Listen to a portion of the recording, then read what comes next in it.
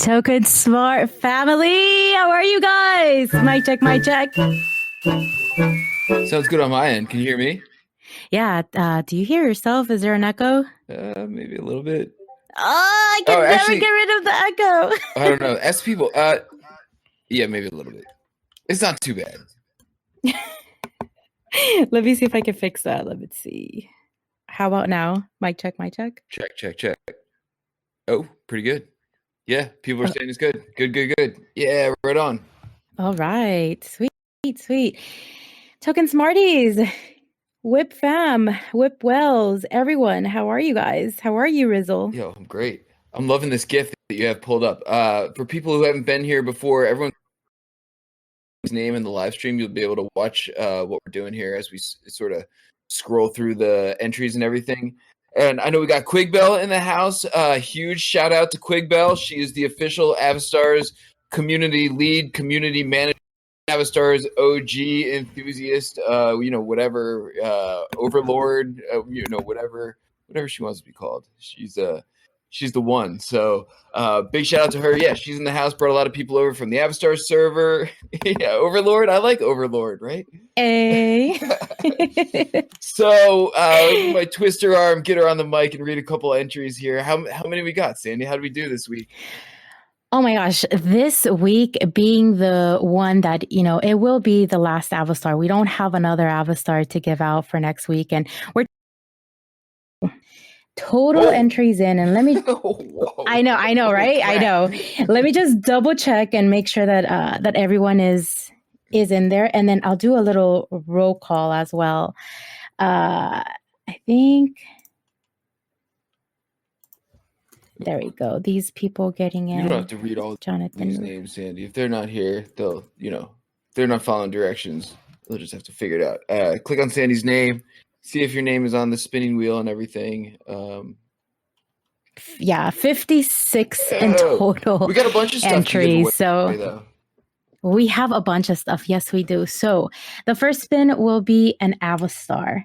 The second spin will be an Avastar wearable. And then the third spin will be wearable. And the fourth spin will be a Metalympics moment, which is the very first Metalympics moment. So this one's really special. And we are also going to be having a second wheel that includes, I believe, 51 people who were eagerly to get their Avastars, and technical difficulties happened, and we're going to reward them. So we're going to spin the wheel and choose 3 winners, and they will receive a Avastar wearable. Nice, awesome. It's a total of 7 prizes today. Yeah, right on. We got the support queue giveaway. Quigbell and I were talking about that last night. Yeah, we got. I mean, for people who I guess I've been living under a rock, we got absolutely bombarded by this once we rolled out scrolling again for Avastars. And so we blew through Series 3. We blew through almost all of Series 4. I think there's 1,000 left or something, maybe less at this point. And in doing so, racked up some support tickets. And some people are stuck in support, and we're getting through them. But it's like an NBA Top Shot type of moment. We just got absolutely wrecked. I mean, in a good way. I mean, we've blown through this, but inevitably, when stuff catches on fire, we got people stuck in support. So we're going to do the help, I'm stuck in Avastars support spin of the wheel to reward those patient people, hopefully with something. And then maybe we can do double or nothing. If you're still stuck in the Avastars support queue next week, we'll maybe put your name on it twice, or get a couple more things up for grabs, or something like that. So there are advantages to being stuck in support, I guess, or something, or at least something. Something, yeah, because these are people who definitely love the project and are supporting Avastars. So we gotta have their back too. Yeah, exactly. Oh, and Sandy, I got a bunch of hot sauces from the charity food drive that we did that I scooped up, so we can give away one of those too, and then just have a stash of them. That's on Wax blockchain, so someone will have to, if you don't already have a Wax wallet, you'll have to get a Wax wallet. But we can give away one of those, and I have a bunch of them, so we can continue to give those out as time goes on. Yes. Yeah, and if you don't If you don't have a Wax wallet, make sure to go to under help and go to the new NFTs, and I'll give you direction. Shout out to GB who did this for us. Any newbie support questions, you could find it there, including how to get a Wax wallet as well. So definitely go there. I also want to mention we have a new channel too. It's Report Scams. If you get any scams, any spamming on your DMs directly, please take a screenshot. Please post it in the Report Scams, and our moderators will go ahead and take care of that and ban those individuals, because we don't allow that at all here. Damn. Yeah, God, we're getting. Tell him if you kill him. Yes, that's right. No bullshit around here. We hunt them down. Exactly. We only reward real people. No bots, no outs, no scammers. That's right. Exactly. Our moderators don't play. Don't play. Awesome. Oh, man. That's great. I love that channel. I didn't even know that was a thing. That's a fantastic idea. Yeah. So we can all sort of be on our toes. All right. You ready to do the thing? Yeah, let's do it. Okay, I keep hearing myself. Let me see now. Okay, I think that's better. Okay, so let's get started. Super easy to enter. As always, comment a story about this Avastar or share yours with similar traits, and make sure you tag Avastars and Metalympics, and join our Discord and include your Discord name. So first one up is Alejandro Chatang, who is one of our mods and bot squad as well. So here we go. Mary, she is a passionate and creative artist who loves spending most of her days drinking coffee and drawing on her table. She has 3 cats and cooks the most delicious cupcakes. She is well known for her colorful art and joyful paints. ASMR hobbyist. Thanks. And then we have next up Jurif Dijataki. I hope I said that right. Diana loves parties and works as a DJ in a club. With the tips she gets, she arranges picnics for orphans. Oh, dude, that is so nice. Yeah. Domino, hey, what's up? Domino, I just reading this and you did get in 25 minutes. Let me make sure you're in the wheel, because I know names and I know I did not write yours. And I didn't. So basically, if you have a heart, it means I added you to the wheel, guys, for future references. Okay. Janice and her girlfriend love to dress up. When her coworker suggested a sushi potluck to celebrate landing a big client, she may have taken her love a little too far with the Nihogami-inspired hairdo. I hope I said that right, too. In rural Missouri. Sweet. Nice. makes me crave sushi right now. Yo, I feel like your pronunciation game is on point. Like you've been practicing. I need to step my game up here. What's up, Dead Polaroid? Dead Polaroid's always mixing it up. All right, the name's Trisha. I like The Wild Thornberries, as it is my all-time favorite show. I watch it every night before I go to bed. I wish I was Eliza's sister so I could go on adventures with her instead of her stupid sister Debbie. Debbie, classic Debbie, taking you on dumb adventures. All right, we got Crypto Tati.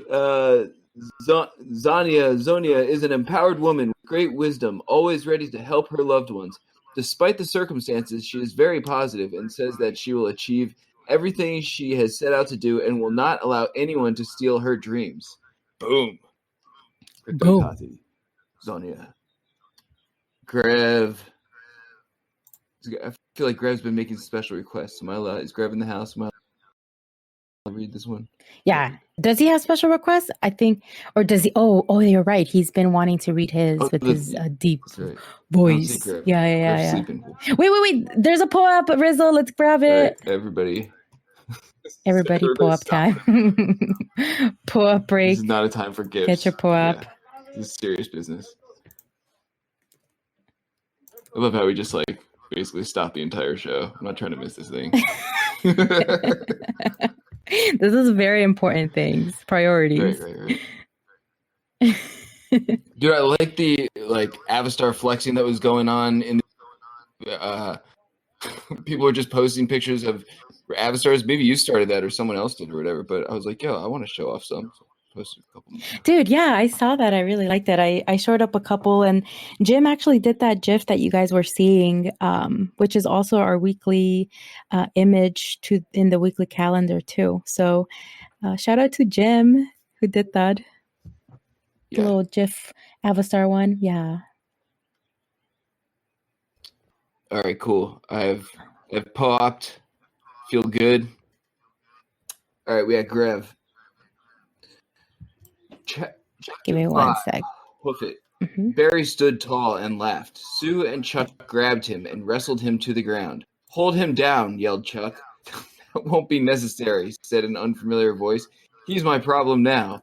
Mel entered the barn, sword drawn, and pointed at the group. Dude, we're going to have like a Grevinator story night where he just like reads all of these. All of them. Right? And we can sort of like sit around the Discord campfire and listen to Grev's story. I agree, because this is already chapter 5. Like, we're going to have to keep up with the story. All right, Sandy, I think this is you. Okay, this is me. This next up is Stringy Buck.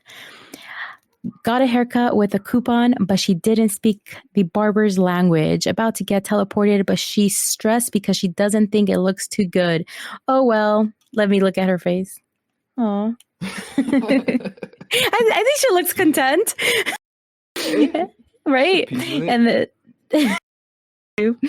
on-chain politics, what's up? This is Mona Lisa's smile, Da Vinci's nose, hair done up for her gallery opening. Teleporting next week, bringing Ava art to a new planet. Cool. Test Bug is up next. Colorful like a butterfly, exquisite artistry. All take notice of this. Goddess of pure fantasy. She is a lure from a dream. This illusion of perfection hides someone I may never see. Damn. Loving the poems, the poetry slam. Deep stuff. Super deep. All right, Phil Hall with the flex. Very cool Avastar. I love the bubblegum ones. I have a couple of those. At least a couple. Yeah, me too. All right, we got Daniel Del Cid. Billy became who she was after a journey of deep self-discovery and has shed her former guise. All right, that's spoke to him. We got Goo Goo Muck in the house. What's up, Goo Goo Muck? Marcy was a dedicated cat surgeon at Desper Meow's cat clinic in Prague. After many years of scratches, bites, and hissing, she gave it up to pursue her love of knitting. While still a cat lover, she now knits rainbow cat recovery sweaters and drinks pilsners to pass the time. Very nice. Wow. Love it. A lot of information packed in that one. A lot, and I agree.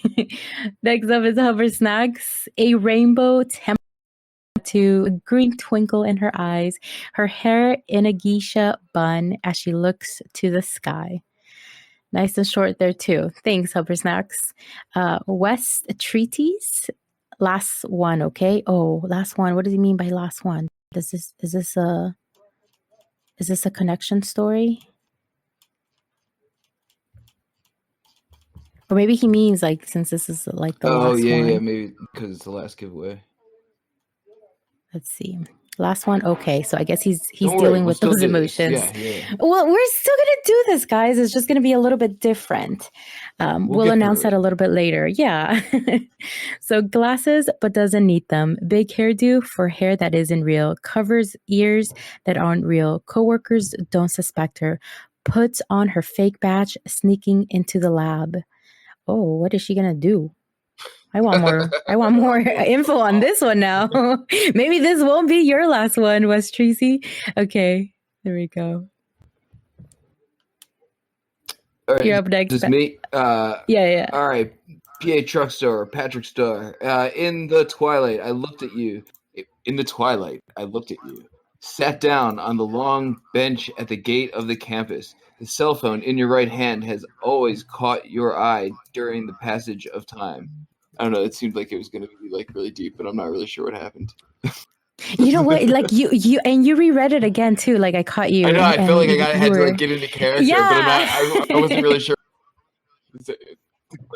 You just gotta commit, Rizzle. You gotta commit till the end.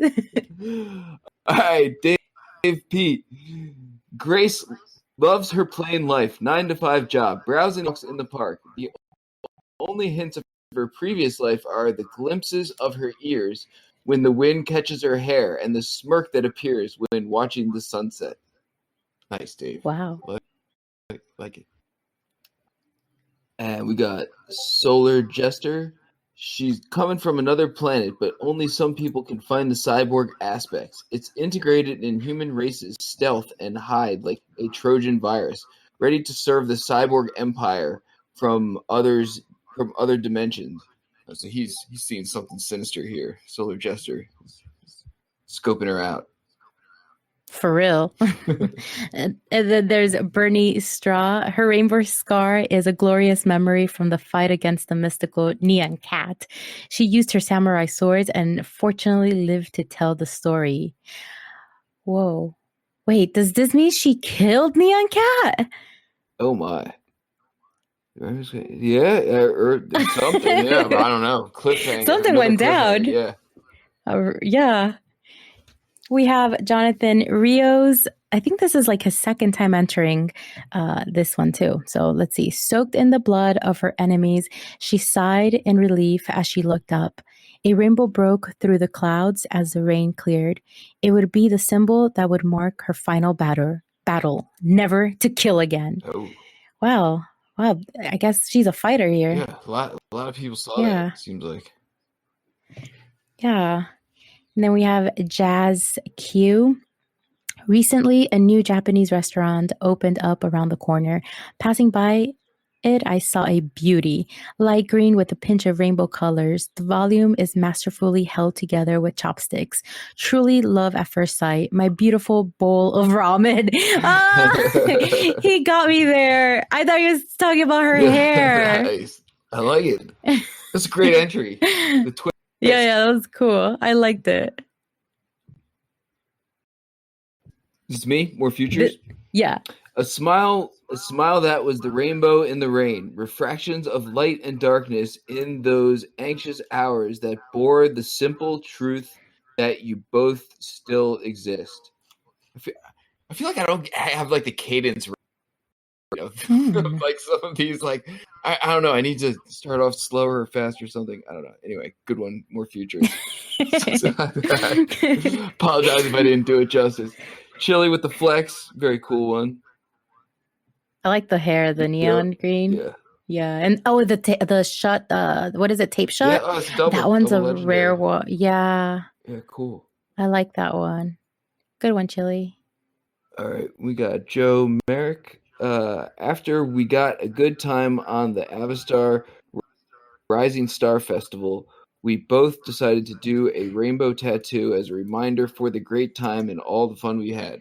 Nice. Rainbow face tattoos. Nice. I support. All the way. Then Jesus says she is Laura, an environmental girl. She spends her days helping other people and animals.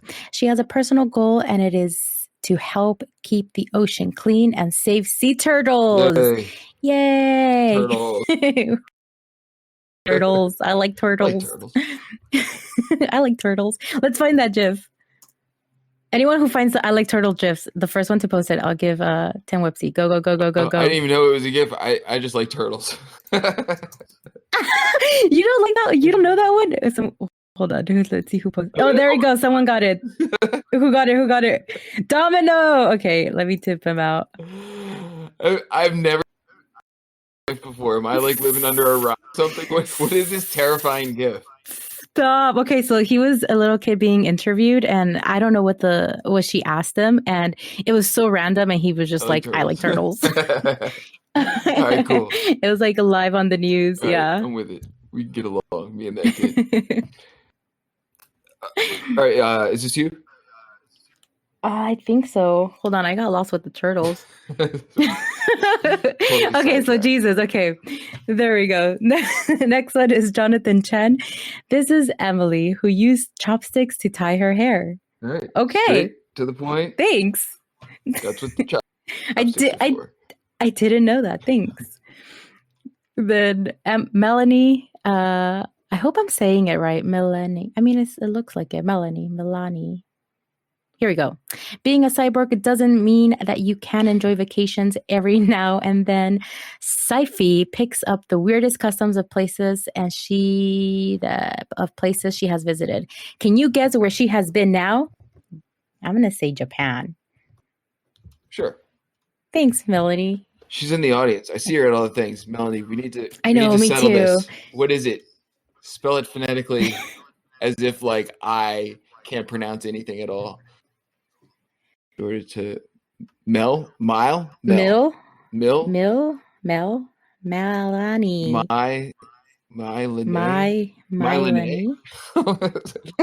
Now we've changed this at least Melanie.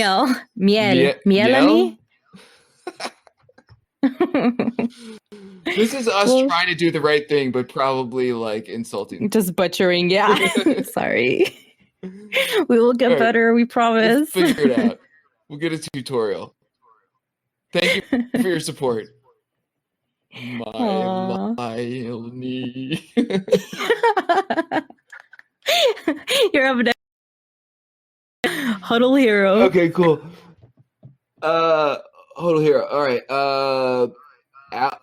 Alpha Synth 028 is a synthetic android designed to extract VIPs from high-risk situations at a moment's notice. Her coolness under pressure is legendary throughout the Alpha Synth core. Wow, nice. Hold it. Nice one. It's Carolina, duh. Your favorite. Elaine Onisha, a first grade teacher who is known as Mrs. O. It's Culture Week at Avastars Academy. She rocks her geisha hairstyle as she teaches her students about her Japanese culture. She has so many arts and crafts planned for her students. It's a very fun school as she lets a student paint a rainbow on her cheek. Am I saying that correctly? Speaking of like Japanese culture and butchering things, is it geisha or is it geisha? Oh, I would say geisha, but right? Geisha. I think it's, all right, thank you, Magic. I'm going with that. Yeah. It's the official response. Geisha. Okay. Thank you, Magic. So a lesson in linguistics once a week as well for me. You're welcome, everyone. We're doing it for you. Yeah. I like this a school elementary teacher. Yes, me too. She definitely does look like a teacher. Okay, we go. Let's see. Decker Roberts. Just excited he got one in. Whoa, got my entry in amidst the treacherous one. Decker, you missed the point. Hold on. He did right. He did what he did one. I was excited for Decker. I was about to just let him get in anyway. I'm so happy you're. Oh man, where is he? Right, we'll find him. We'll find him. We'll go back to him. All right, cool. I think this. Do you want to do this one, or do you want? All right, Crypto Kiwi.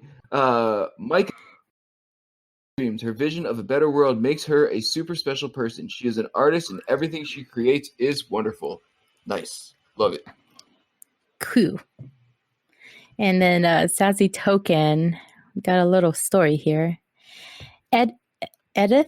Edith has her eye on the prize and is ready to take on anything. She wears her heart on her sleeve and true colors on her cheek. Her hair is neatly rolled and pinned in place with her lucky Zanzi, but today she doesn't need luck.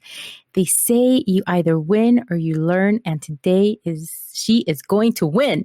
Nobody is going to wipe that smirk off her face. Confidence can't hide her glasses with her green eyes beaming. Still, nobody suspects her new Neuralink implant. Nothing can stop her now. Boom. Wow. Today, I'm be really impressed. This is like the universe manifesting right there.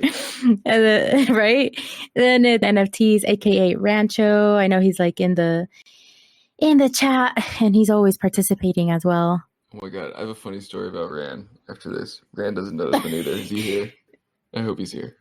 Go ahead, read his entry. He won last week, so he's actually showing his win from last week. His Avastar. Right here. Okay, so this woman is lovely. artist posted on Backdrop 6, Miyako was born in the Starry Night Desert. That's why she has hair color strawberry blonde and tumbleweed skin tone. Her mother raised her alone, but they are a happy family in Osaka, Japan. Miyako loves to dance and sing in her geisha hairstyle, cyborg earrings, black frame eyes with inch-warm contact lens, and the rainbow tattoo in her face. And the rainbow tattoo in her face. In many cultures, rainbows symbolize a hope, like a lilac white dove flying in the sky. Miyako is good when it comes to arts, and she created a painting called Female Face with half smile, right, inspired by Leonardo da Vinci Mona Lisa. Damn. Nice. Throwing down the gauntlet. I like all those traits. Yeah, so tell us the story. Rand pops up in my Twitter feed every now and again. I always know it's Rand because, I won't speculate. I'll leave you to figure out why. But for one reason or another, Rand's Avastar profile pic keeps getting potentially banned as sensitive content or whatever. What? Nothing ever does on my Twitter feed. It's like fairly clean of sensitive content. So I'm always interested in whatever does get sort of flagged as sensitive content, and every time I click on it, it's Rand. I don't know what Twitter's algorithm thinks Rand's profile pic looks like, but apparently it's a potentially sensitive content. Oh my gosh, what the heck? I need to know more info about that. Yep. That sucks. I'm sorry, Rancho. You know what? It does that to me too. Not specifically on his, but it's funny you notice a trend with him. And when you click on the sensitive content, it's nothing. It's nothing sensitive at times. It's just a random, exactly. Oh man. All right, let's see. We got Release Official. Oh God, a poem. All right, I'm gonna try. Get in the zone. All right. Get. I came across that girl who was fighting to make this a better world, not caring if my hair was yellow, blue, or curled, without prejudices or asking which gender you are. It truly felt bizarre. So beautiful, I just asked her to be my Avastar. Aww. What exactly happened in that short story. But it's good. I felt like I got in character better for that one. Wait, what happened, Sandy? I think you did well. All right, we got Duke of Hodel. Works hard because she's worried about her sister. Always and asking her to make them. It's not easy keeping a day job, but she works hard keeping the crypto trading class at Elon Musk Elementary running smoothly. Wait up, Hodel Duke. Yeah, multiple people see elementary school teacher in this person. And Warrior. Yeah, I see it too. Same. Elementary school teacher. And we got Zinc relaxing after a lovely day at the county fair. All right. Okay. Yeah. I see that. All right, Zinc. Oh man. Let it slide. Those county fair foods though. Okay. Yes. Is it time to talk about food? Is it the time of the show where we start talking about food? It's a time of the show. It's lunchtime over here in the West Coast. Okay, let's see. So next up is and we now know how to say his name, and that's how you pronounce it, guys. Yes, we've learned. Yes, we've learned. So see, we are teachable, everyone. Okay, so he put okay. Avdiva. Wow, that's a beautiful name. I've never heard that. Avdiva, a true rainbow in the heart of her friends. When you see the red chopsticks up in her hairs, you know she's cooking up some epic projects, upgrading the teleport software to improve comfort for the replicants being teleported, and much, much more. Nice, thanks. And then we have GB in the house. Name. Excuse me. Who told you that I might not know Japanese? Because I don't. Try and guess before Google Translate. Okay, what? Oh, all right. Oh, it actually is. Do you know? From far away. I'm not trying to say something like horribly precious. Guess No, it. it looked like I thought it was like a joke, and it looked like a fish from far away, and then like the letter I was like, his name like Fish Eye, like it's like one of these like phonetic games, and then I'm like, oh, this is actually a foreign language for real that has an actual Oh, name. Oh, Rainbow. All right, cool. Rainbow. Nice. Well, sorry, GB. We went and searched. So, name Rainbow. Loves to let her hair loose and party, but this is her work look with her kimono. Don't get her angry as she will poke you with her kanzashi. Ooh. Done. I don't know what a kanzashi is, but I don't want to get poked by it. I don't even know what a kanzashi is, guys. Is there a meme? Or is there a GIF? Is there a GIF that can help me? Please only explain in memes. Thanks. And then we have Gilzar. Gilzar is always shilling like all of his, and he's got this one with the aviator. No, is it? No, not aviator. GB's saying steampunk. Oh, hairpins. Oh, nice. I still don't understand. Okay, there we go. Thanks, GB. Right. Nice. And this one's Gilzar's with the zombie and the steampunk eyes and the toothpick. See, she already finished eating. She's like, I already finished eating. This is you. This is you, Rizzle, right here with Spew. Cool. Spew. Yes, I'm one of those way too much into Japanese culture hipsters, but hey, at least I support pride. A self-aware hipster. All right, we got Mo. My life has been full of misfortune, most of my own doing. In the end, the most valuable thing I have left is a smile to my future self. It takes rain and sunshine to create a rainbow. Be positive, guys. Aw, thank you, Mo. I like that. Mo for motivation. Nice. Right? Yes. All right, we got Conwolf. What's up, Conwolf? This is Kelly-chan. Very cheerful and party girl, fan of anime and Japanese culture in general. Her favorite song is The Vapors Turning Japanese. She has listened to it so many times that she has decided to change her hairstyle to geisha and eat sushi 24/7. Yes, this is the time to talk about food. Yes, thank you, Conwolf. Yep. The sushi, yum, yum. Oh, wait, what did he write down here, though? Confirm hungry. Let's see. I'm curious. Shout out to those who speak another language. Spoken smart rules. That was the translation down here. Thanks, Conwolf. Next up is Sam Willis. The rainbow reminds her of her powers, but the scar on the other cheek reminds her of the journey. Oh. Wow, very insightful. Very deep, yeah. Crypto wordsmith.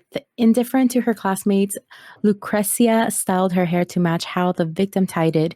Knowing the girl was bullied because she supported the LGBTQ community, displaying a rainbow was important. She swells with confidence, a slight smile emerges. Nice. Ooh, very inspirational. Very, very. Jazz Q, we read yours, but you forgot to give us your Discord name and you gave it to us here. Perfect. Thanks.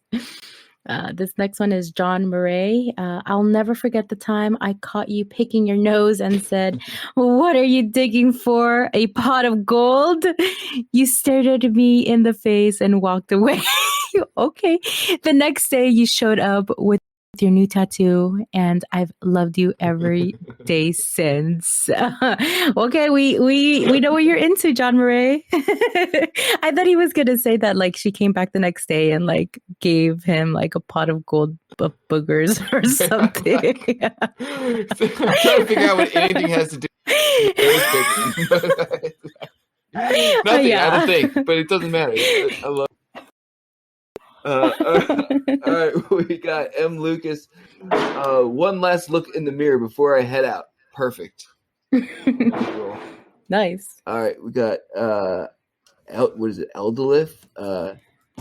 Idol. Being an Ava rock star, her favorite band is Blondie. She has a temp tattoo because she's scared of needles. On her way to a party, she's singing one way or another. I'm gonna find you. I'm gonna geisha. Dude,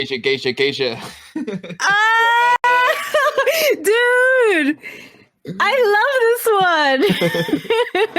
one. Love it. New song immediately. Good shit. Yeah, good one.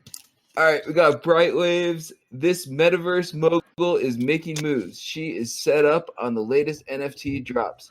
Better keep an eye on her wallet. Don't want to miss the next big thing from On-Chain Gang. Boom. On-Chain Gang. Yes. Okay, and then this is my turn. Crypto Dunks prefers thick black frames and the geisha buns. This white lady went to Tokyo once. Nice to know. Anthony Aliwarga met up in Harajuku party, started as perfect strangers, ended the night with a little too much to drink. Unicorns on our arms and rainbows on our cheeks. Can't remember how things came to be, but things work out. Forever she will be my person. I feel like this is a song or something, like the lyrics to a song, or maybe he wrote a song. Maybe it should be a song. Like it screams like EDM vibes to me. Get up and had a juke party. I don't know. That's good. Anthony, sing it for us. Get in here one of these days. Yeah. This is Claire, the new character of the classic Guess Who game again. And then he wrote. I didn't realize it until someone said it last before, but yeah, thank you. It's Carolina. Duh. They do sort of look like Guess Who characters, which is so funny. They do. I'm looking at that pic right now. They do. They all do. been playing Guess Who this whole time. Didn't realize it. This whole. You know what? We probably have, Guess Who? You got to look for that Avastar. We should. Oh my God. How is this not a thing, right? We should absolutely do like community Guess Who game with like a bunch of people from the communities at Avastars. Yes. Boom. We must done. manifest Yes. this. Everyone's like, Atlaw like, sign me up. Yes. Hit up Quick Bill. She has a sign up sheet. All right. Yeah. Okay. So he did ended up writing one. So this rainbow beauty may look sweet and all innocent, but looks can be deceiving. Ooh, behind the glasses, rainbow tattoo, and geisha haircut.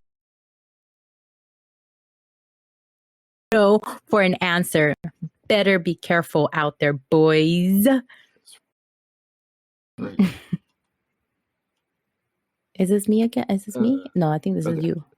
Let's see. Capriella, our friendship began at a tattoo shop when you asked for a rainbow tattoo, and I was getting a pot of gold on my face. Since then, we've been BFFs.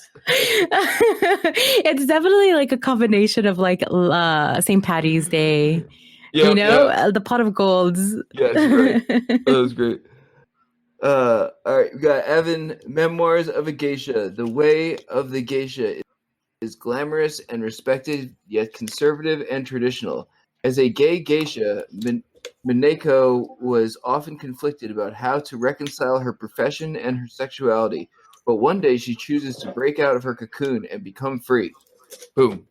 Memoirs of a Geisha. Dude, we need more memoirs of this geisha. This one's a good one. Good job.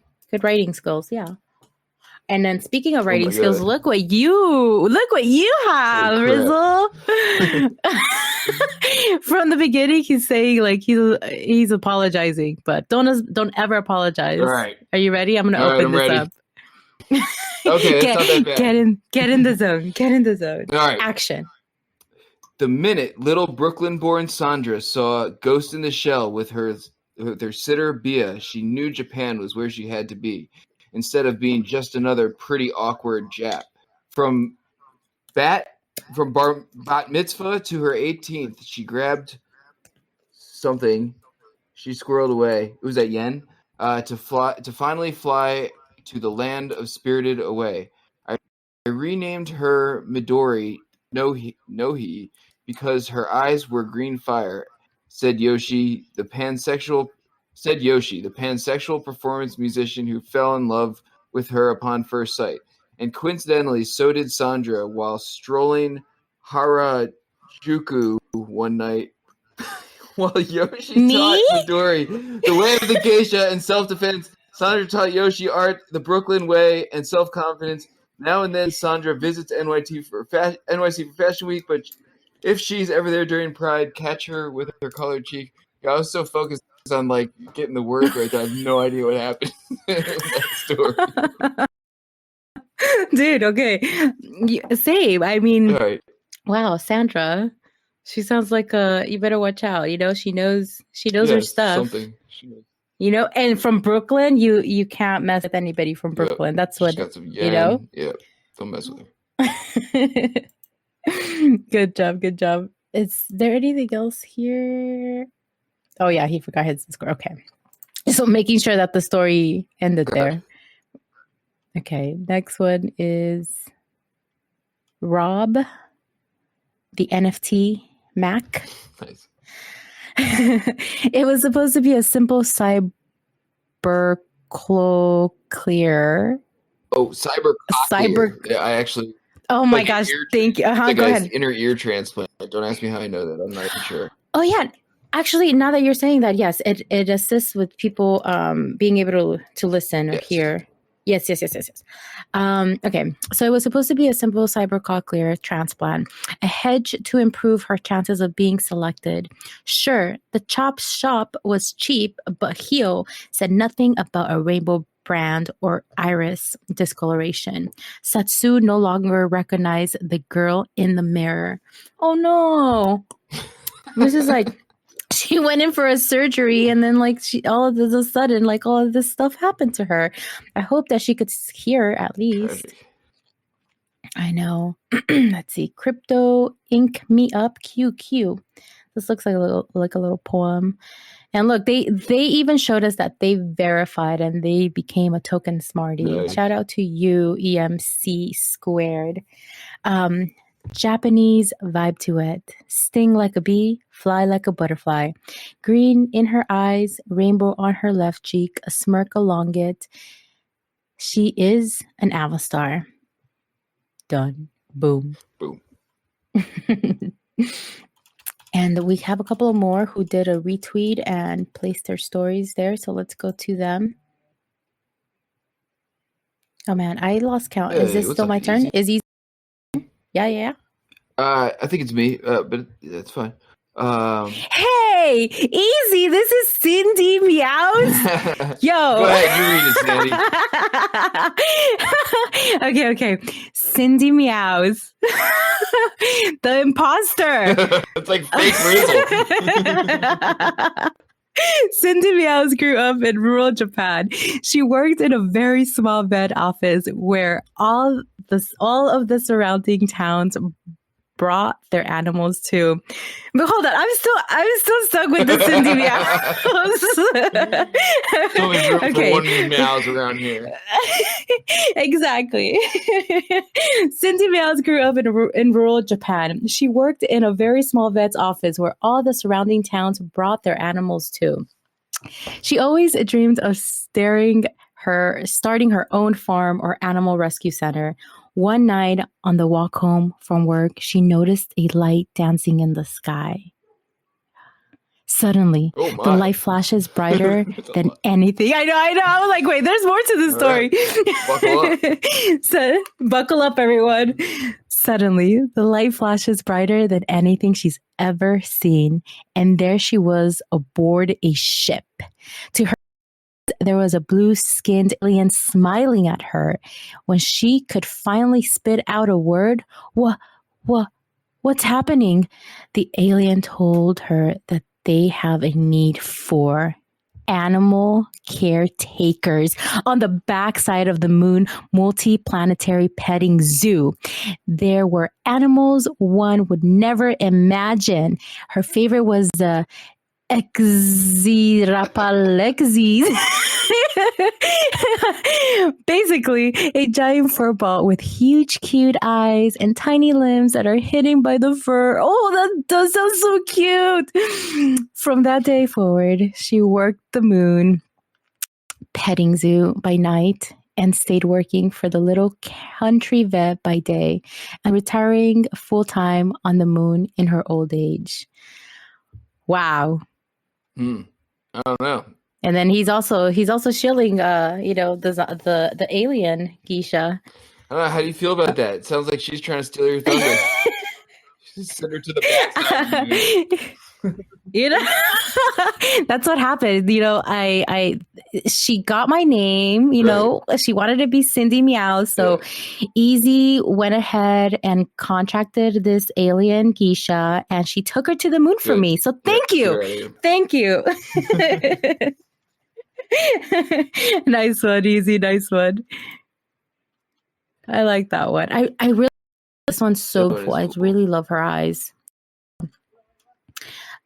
Magic is up next, and good. Take it away, Rizzle. All right, Magic 808. Let's see. Rainbow wakes with a plan to educate and elevate any way she can, to spread the love, to spread the joy. Tonight she dreams of Japan. Wait a minute, I didn't read that right, or something. How do I not get this right? Rainbow wakes with a plan to educate and elevate any way she can, to spread the love, spread the joy. Tonight she dreams of Japan. I feel like there's like a cadence that if you read it, it sounds like it rhymes better than I read it. Anyway, good job. When you read the second time, I definitely heard the rhyme. Thanks. Okay. You heard it. Sandy approved the second round. Here we go. All right, we got Jay Mortensen. She stabbed me with one of those chopsticks in her hair. We're going on a second date.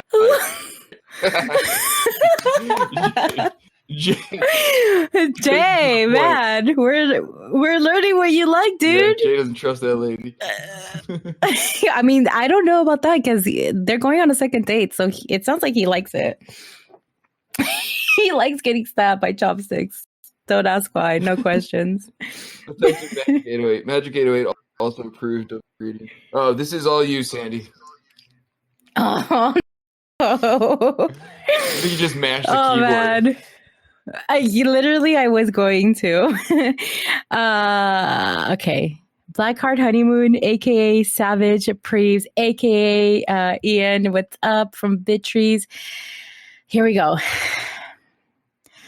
Mork Lorulin Doobie Doobla Loops. Okay, I got it. Is an avid ramen enthusiast. She also enjoys consuming the mellow warm young as though they were noodles.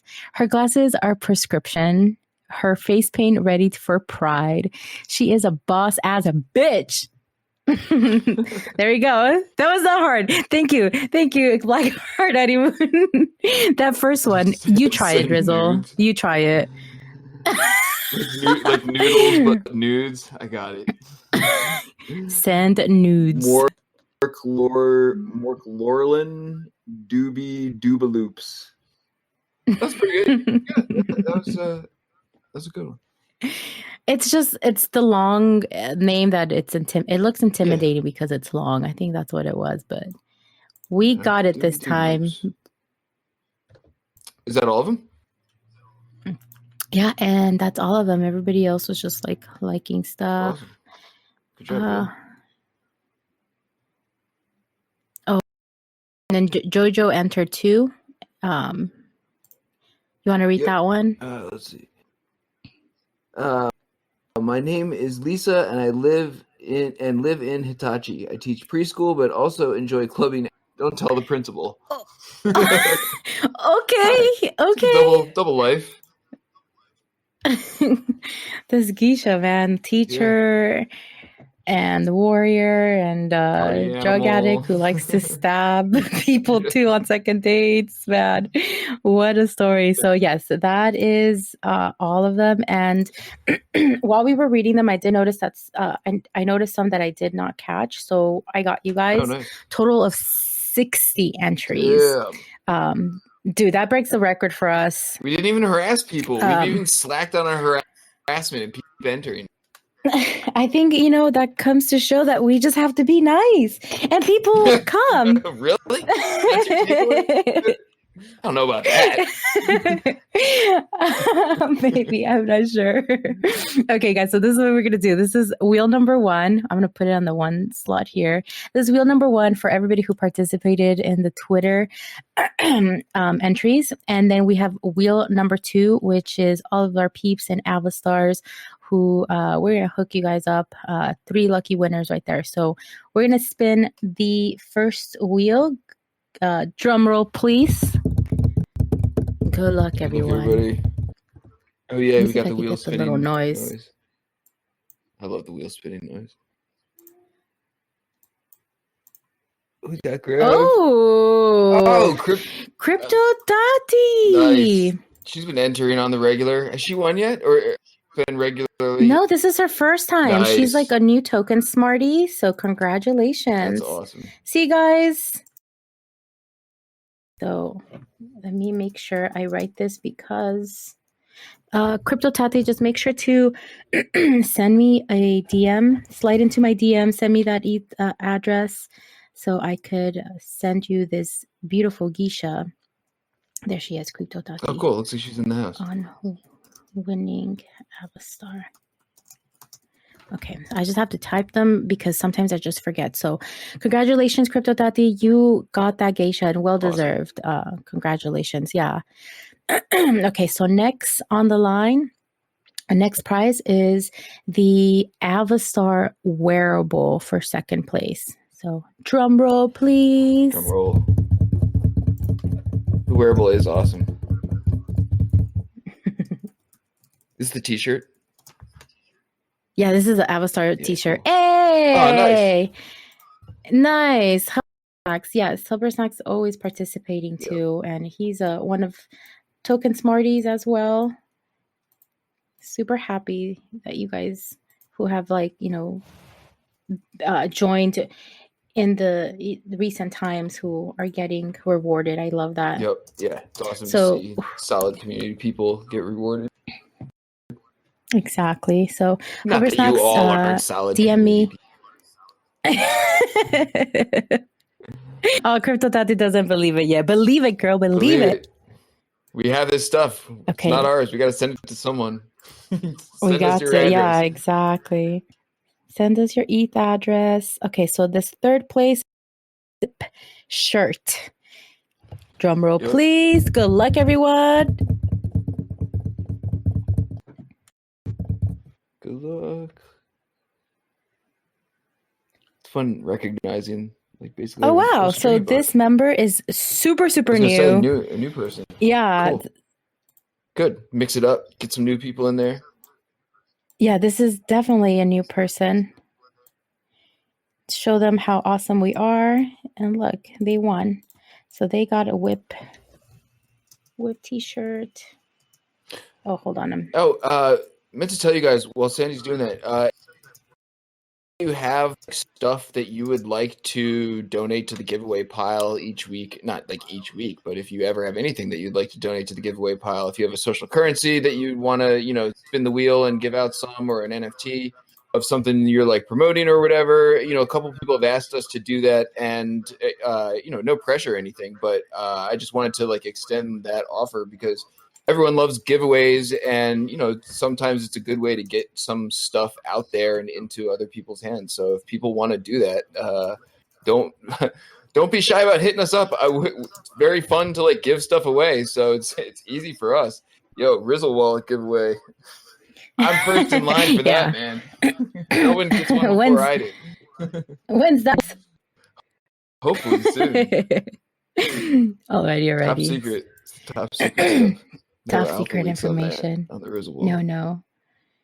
Only here first, guys. That's right. You'll be first. Yeah. So then we have one more spiel for the first wheel.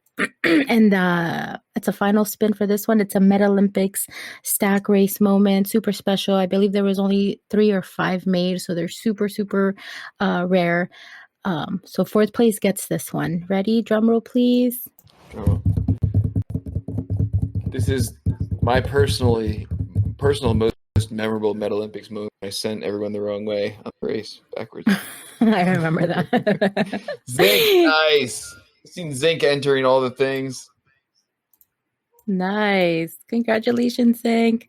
Oh man, I need Sandy, let's do one more. I got the hot sauce. Let's give that a hot sauce. Yes. Oh my gosh. Yes. Okay, let me just make sure I get this one first place. And then I'll tweet this out too. I'll tweet the winners out as well. Oh, hold on. I did not remove Sync. There he is.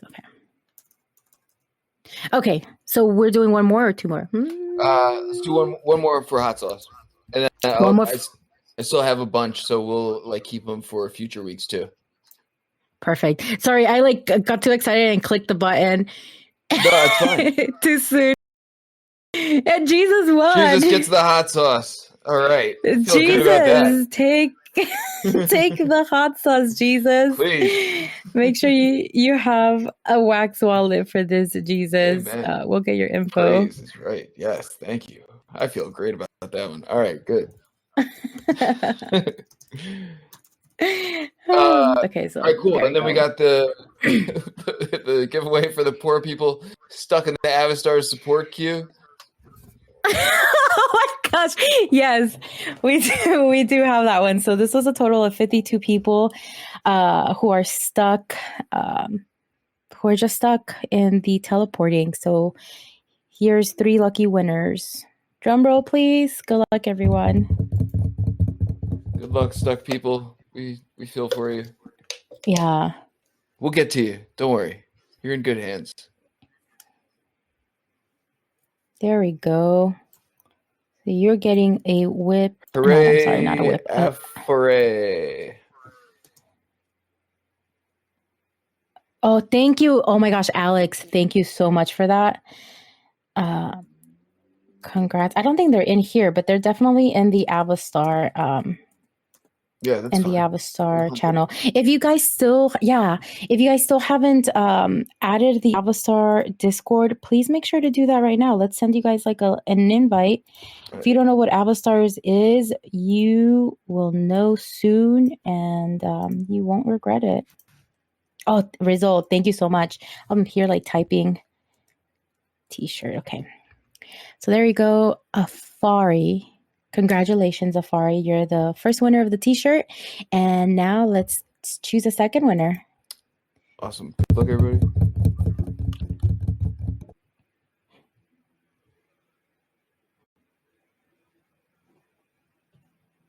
And there we go. P. Polor. I feel like I've seen them around. Or maybe they've entered one of our things before. Oh, they're here. I was going to say, are they here? Right. I was going to say. Yeah, I see them. Yeah. I mean, I don't see them in the chat at the moment, but I see that they definitely are in the server. Nice. So they're definitely token smarty. And then this is last winner of today. Good luck, stuck people. Drum roll. I know. Good luck, people. You can come hang out with us while you're stuck. We're fun. Yeah, we're super fun. DBSA. So DBSA, congratulations. Congratulations. Somebody cue that congratulations song. I feel like right now is a good time. DBS is part of the Token Smart Discord. Congrats. You're getting a Avastar wearable. Awesome. Boom. Dude, that was a lot of giveaways. Epic, heck right? Yeah. That might have been a record. Yeah. It really has been. We're running a little bit. It's already 1:01 p.m. I just want to mention that moving forward, the way the contest will start working is we are going to be rewarding those with Avastars. So if you already have an Avastar, next week, what you'll need to do is show off your Avastar. And when you show it off, just make sure to put a story to that Avastar or a little bio, kind of like same context as we have been doing, but this time you're going to flex your Avastar, and that's how you're going to enter to win. And the first prize winner is going to be 0.07 ETH in form of whale. That way you guys could go ahead and buy another Avastar. So we're switching things up, and that's going to be the rules. I'll be sending out a tweet for next week. Exactly. Flex those Avastars, and make sure you attach a story to them. Over in the Avastar Discord channel too, if you love writing these long stories, there's a channel there where you could tell us more about your Avastar and share that with us too. We'll be having second and third places too, and those will be like nice little surprises as well. So definitely, if you don't have an Avastar, right, get on it and share your Avastar stories with us as well. Anything that you'd like to add to that, Rizzle? No, that's about it. I also have some more hot sauce, so I'm sure everyone will really want to get their hands on the Rizzle hot sauce. So we'll give away those in the upcoming weeks too. No, but we'll continue to keep this fun and story related and Avastars driven. And so we'll continue to also tinker around with the format. But yeah, that's what we'll do next week. Up next is DabDragon Hangouts, which will be co-hosted by a handful of people who are already in the house. We'll pull you over to that channel.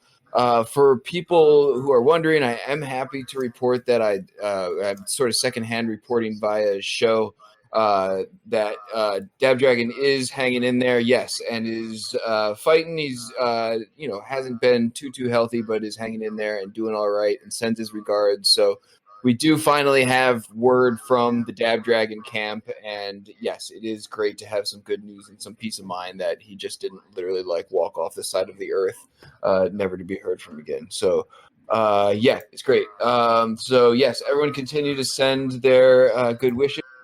Apparently Jesus is in the house. We'll hook him up with the hot sauce. And yeah, head over to the DabDragon's channel, and we'll pass the mic.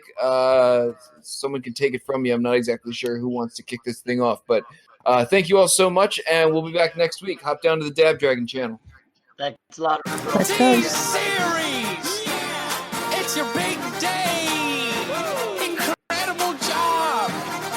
I know we had our differences, but today, I just want to tell you. Oh, somebody wanted to play the congratulations song. Hold on, I thought this was like the intro. I thought I was like, oh, all right, cool. Dab's got like an intro music. I know. I thought so too. Thanks. It was. Maybe it was. I'm sorry. I killed it, Dragonade. Oh, you did. Alrighty. You killed it. All right, start over. Pretend this never happened. Pretend this never happened, and let's all go to DabDragon Right, channel. Let's go. Reset.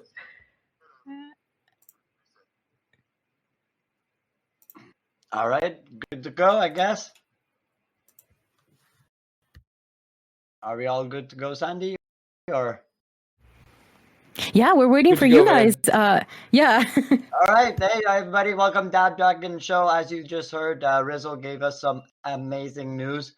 So the Dab is doing, fighting like he always does. He's a big, big bear, big hustler. So he's gonna be let's all pray for him. Just delighted to get some news.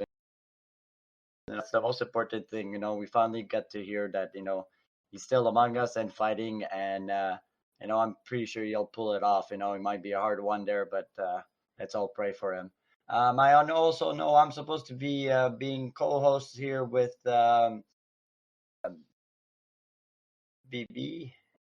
Studio, but nobody's here. I don't know if Ethan also wants to jump in. There you go, BB Studios in the house. We don't hear you. Oh, hey there. There you go. How's it going? Good. Hey, guys.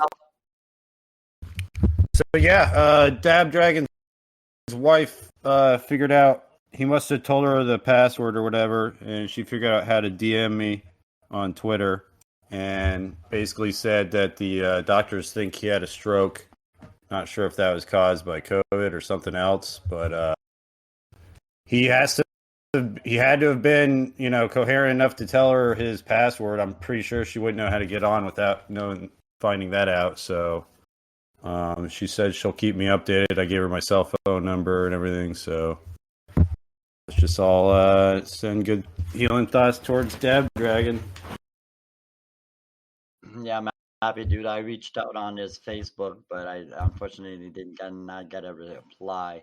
So I'm just like delighted that I'm just yeah, he must have came back enough to tell her how to do it, because she says she doesn't hardly know how to work computers at all. Yeah, and probably Twitter was the easiest one. So yeah. So yeah, no, really happy when you told me that. I think it was a few days ago when you came on DM and told me, thanks a lot, dude. I was rushing everywhere. I just wanted to get news. I unfortunately had somebody that stated that he had had passed away. I didn't confirm it at all to nobody. I did. Well, that's good. Yeah, I was getting worried too, because you go that long without any contact. I always start to tell people that I don't have official news that he's passed away, but not looking good. You know what I'm saying? It was. I'm so happy that his wife, and I was so happy that Dab, was. But that shows the heart of the man. He's sick in bed. He shouldn't even be worrying about us. It's normal that we worry about him. But yet he's able to reach out to his wife and say, "Go let the guys know. I'm here and I'm fighting, and let them pray for me. And I'll pray every night for you, bro." Well, I'm not sure how much she was aware of, but I tried to convey that how many people he's helped out and how many people are rooting for him. So let's just hope he can pull through this. But still, we got a good show, BB Studio. You told me you got Mr. He's a legend in the trash art scene. Mr. Eric, Second Realms, is going to be in the house. Yeah, he told me he's got a business phone call that he has to do, so he'll be running just a bit late today. I'm going to message him right now on Twitter and just tell him to let me know as soon as he's ready in the Discord channel. We could go to the CryptoVoxel gallery and just see a couple of his pieces. Oh, he says he's here. Okay, he's here. Yeah, maybe Sandy or maybe one of the mods can give him speaking privilege. And welcome, Eric. Nice to see ya. Oop, not yet.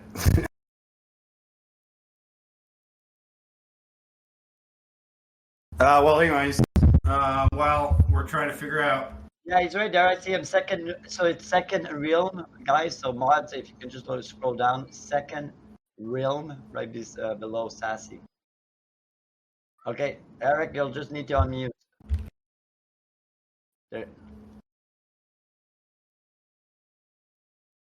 I'm going to drop Second Realms. Hello. There we go. There you go, bud. Welcome, Mr. Sexy Boy. Yes, hello, MagMaster. How are you? Yeah, you knew it was me when I called you. Oh, I know that voice anyway. Welcome, man. Glad to have you on. Welcome to the DabDragon official podcast.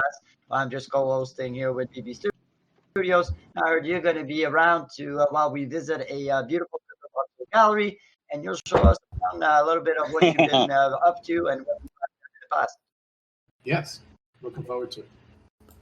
Cool. So, hey, BB Studio, I'll give you the honors. You go ahead and co-host all the rest. If ever you need me, you can call me out. But I'll be in the background just listening, and you guys take the show from this point on.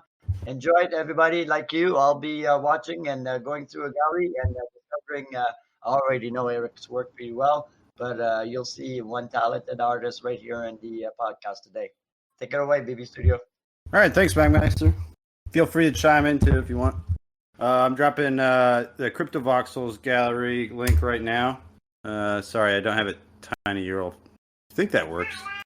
Oh man, my cat's gonna do that to me again. I swear. Put him in my room real quick. And I'll be back. Sorry for the 5 seconds that's dead. Oh, come on. He wants to take the show, man. He's got the show. Everybody right now is like, oh, like, come on, man. Keep the cat around. I got my pooch here. He's in the background though. All right, sorry about that. Did that link work? I swear these metaverses have been breaking their links, their tiny URLs lately. Where did you put it? I just put it up like a day ago. I'll try to drop it again real quick. I mean, in what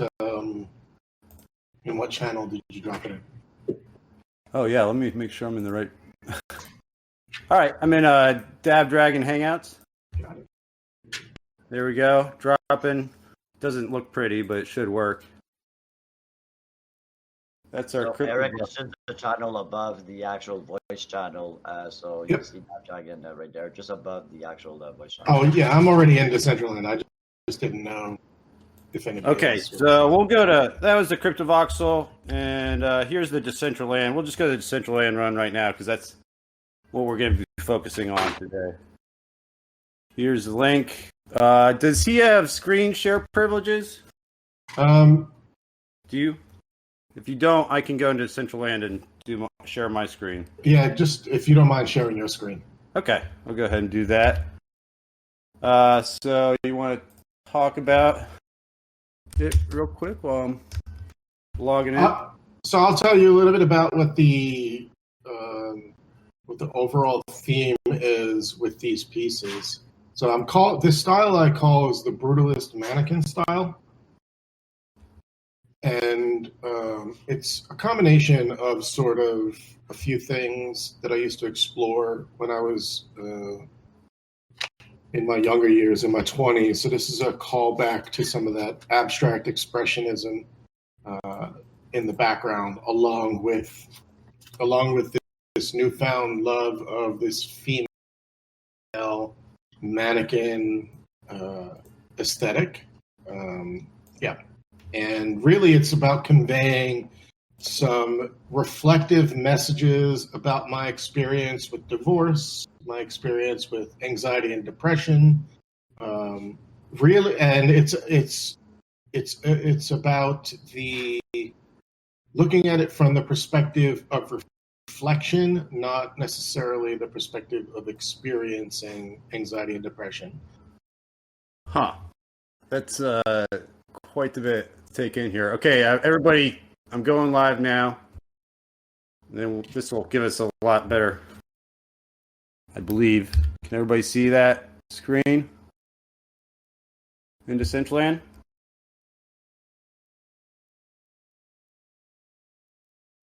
Can you guys see that? I can. You can? Okay. All right. So which piece do you want to start with?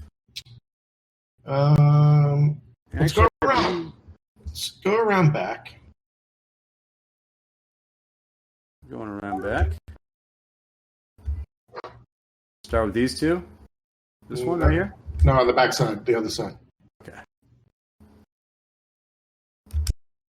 I need to talk to Decentraland and get them to remove these trees. Yeah, so the one up top there,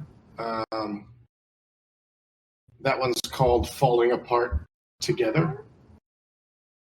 And I don't know if you could. So I need to pull this up. So I'm going to riff on looking at it right now, what I'm feeling. I think that will help describe sort of the process here. And for everybody, I think I accidentally picked a low-res version of Decentraland because these pictures actually come in a lot more clear.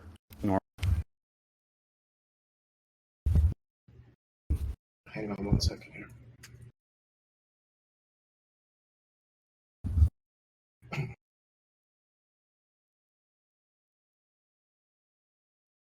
I'm pulling up the description for me so I can read it and then talk about it. Can you guys hear my cat at all? No. He's still putting out about 110 decibels from as long as you guys can't hear it. bit of attention hog. So while you're pulling it up, I think I should go ahead and acknowledge that you actually brought me on. And so it's kind of funny, the juxtaposition of today. That I what? You. So I don't know. I thank you for that. I'd have about zero knowledge if it wasn't for Eric Realms' Second Realms podcast, which I'm going to drop a link to right now. If you want to learn about the history of the industry, he's really been keeping track of it in real time and documenting it and then interviewing people about it. And it's just given me just the best crash course in what I should be, paying attention to, learning about. And I don't know, like it's much easier for me to learn about the space coming in brand new, having it condensed into thoughtful conversations. And I think that's what you're trying to go for, Yeah, one of the reasons that I started the podcast was because so many of my friends and all of us, the space started growing, and I wasn't able to spend a lot of dedicated time in DM or just, Zoom or whatever, chatting with them. And so I wanted a way to connect back with that experience of sort of the old days, quote unquote, right? And so that was the impetus behind the podcast. But it's growing. I'm investing in it.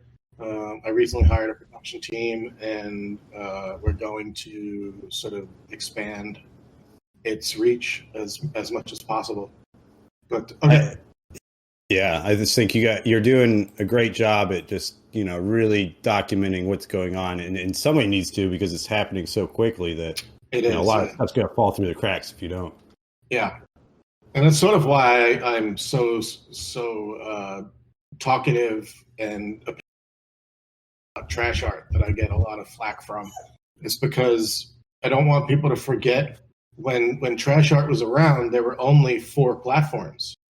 It was the 3 major ones, Super Rare, Known Origin, Maker's Place, and Rareable. And at the time, Rareable was kind of not a well-regarded, well-respected platform. And Rob and Max had just gotten their art booted off of Super Rare for censorship reasons.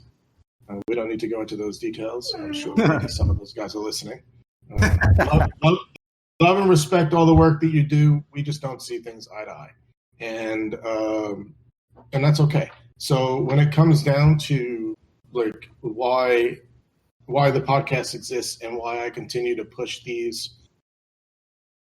topics, is because I don't want us to forget that trash art was fighting for you, the artist, to have a place to go and mint without having a gatekeeper, without being censored. And now today there's 18, 19, I don't even know, 20 fucking platforms where you can go and mint. At the time, it wasn't like that. And we were fighting for your right to do that. And I don't want... not only that, you mentioned in one of your podcasts, the one that someone mentioned, either that and yours or Declines, that you were the one that got them to secure, you and Rodness and those guys got them to secure the 10% royalties. Oh, actually, Jimmy was the one who really started pushing it. But we of course helped support that initiative and really helped push it, because artist royalties is a key aspect in what makes decentralized art, what makes NFTs so valuable to an artist is the royalty on the secondary sale. Absolutely, that's what sets us apart in my mind from a lot. Quote, real world art sales. You can't, if a private buyer and a private seller comes together, rarely that seller is going to come back to the original. I actually think in Europe somewhere, I don't remember where, maybe it's the European Union, there is some sort of royalty right that families have on their ancestors' paintings, but that's not the case here in the U.S. Yeah, that might be. Is that what Holocaust related, or Potentially, yeah. I don't really know 100% the full history there, so I don't want to claim like I do. No, I don't think either one of us. Still, it's. I think it's a good thing because like you gotta have some sort of built-in. Like if the secondary market becomes that liquid one day, people could have built-in residual income if there's good artists and they can buy on that. That's a great thing. Like I would love for my family to be able to live, a better life than I grew up living. I know I've lived a pretty good life, but we grew up, not wealthy, maybe even above the poverty line when I was first born, just slightly above the poverty line. And, if I could do something to help my future ancestors stay above that through royalties, how cool would that be? Right? Like a new paradigm for an artist as a creator and as a business. Yeah, I mean, creative economy is not necessarily doesn't have to be a zero-sum economy if done well. And yeah, it's a great idea. So, how many people do we have in the chat? Do we know? I don't know if there's any other. I need to go back on there and look. You got a lot of times people like to just listen while they do other stuff. That's what I like to do a lot of times. But it's pretty active. I think I don't know how many people come over from the other channel, but I don't know, like maybe around 40 or so, 30. Well, so it's good. Let's talk about some of these pieces then. And, sorry, I got off track.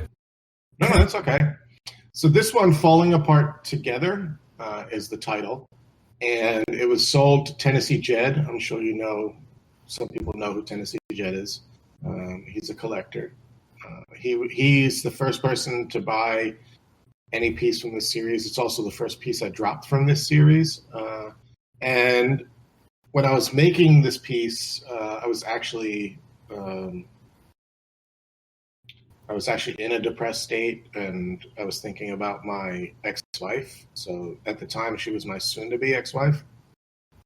Is that why this is just random, quarterback couch psychology, but is that why you kept the blue sort of on the inner part? I mean, I didn't... Or is that just unintentional? Color choice is intentional to inflict emotion, but not intentional like I didn't pick a blue because that's my favorite color and I wanted it to be the dominant. I didn't think about it like that. Okay. I was thinking about it in terms of warm and cool colors interacting with each other on this sort of palette. You could see it sort of like this dirty brown, this dirty orange, this burnt umber, really. Mm-hmm. And then there's this this sort of electric blue, right? And I did choose those colors intentionally because I felt like they bounced off each other really well, and they sort of help sell the emotion of the piece. Our relationship was kind of volatile. Not physically volatile, but emotionally volatile. And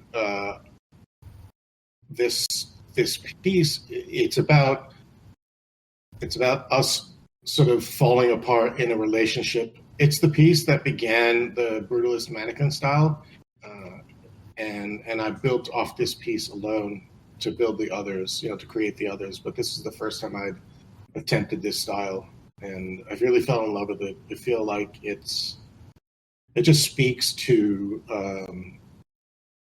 and the figure is not actually my wife. I should be very clear about that. The figure is actually a physical representation of me.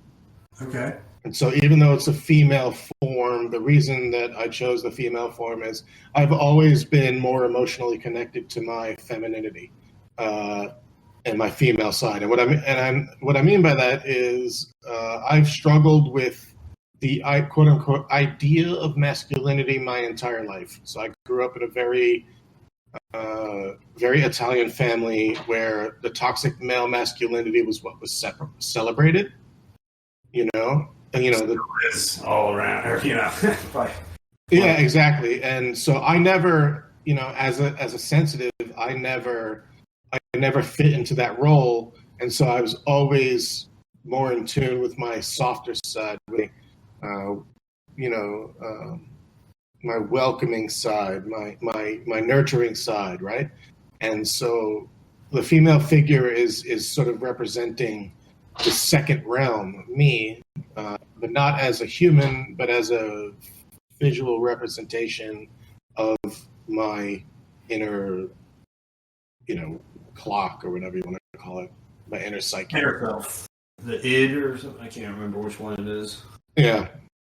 But yeah. So falling apart together. It's the title itself is, I think, like sort of self-explanatory. It's our relationship, my marriage, it was falling apart, and we were breaking up in so many different ways over so many, so much time, so many different fights. You become disjointed.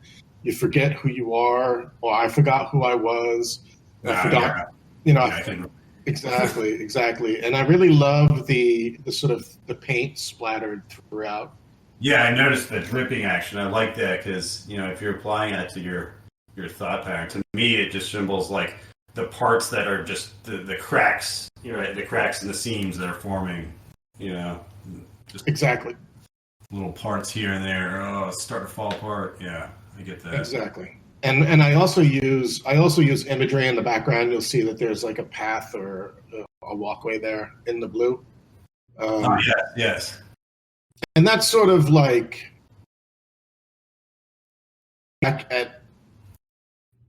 it's looking back reflectively at how we got to this point. So if you can imagine, what you're looking at here is almost like a fourth dimensional. Yeah. Type. Yeah. I mean, the way that I actually imagine myself painting these is, if you can imagine me standing in front of this painting with my back to it as a figure, that's how I am. That's how I see these paintings in the past, right? These are about my emotions from the past. So I could look over my shoulder if I'm standing in front of it and see that as a time and memory, but it is not who I am today. But it's still being able to acknowledge every way that you felt that back then. Yeah. Exactly. Yeah. So this is the one that began it all. What about this one? This one looks a little bit. The yellow makes it look a little bit lighter. Yeah, that's a good question. Let me. Man, I made so many. I need to pull it up. This one's called "Get Out of My Head." Okay. And in the description, I talk. This is about her too. The moments you made me laugh, smile, and feel good, still bubble to the surface, but only as a reminder of the damage you did. And so there are times when I think about my relationship, and I'm so happy that I got to do things like, spend 2 weeks in Hawaii, spend a week in Japan, all the Napa trips that we did, like all the things we did together that were good memories. They do. I guess the word is. It's almost like lower highs. No, it's well, sort of. It's like they persist more than the negative memories. But what happens is, once I start remembering something and feel good about it, sometimes it'll remind me of what happened that maybe was negative also on that trip, right? Yeah, it's attached to it. Yeah, there's attached, memories that get bubbled up. Memory aftertaste almost. Yeah, exactly. And so, like, Get Out of My Head is sort of like me yelling at the memory of her to get out of my head. And then, so that I think I would say that body, that form there is her. If I'm looking at this, that's not actually her. I'm using the form to represent her. Yeah. And she's standing there, and there's all those, like that street is supposed to be a visual representation of a memory, and you see the head there. There's a sideways head, and so once you start walking down these paths, these good memories, I'm then quickly reminded of a negative one, and The shards of the bad times. yeah, exactly. And so, but I chose the blue again. I guess I didn't do this intentionally. I definitely chose the yellow because I wanted to like brighten it up.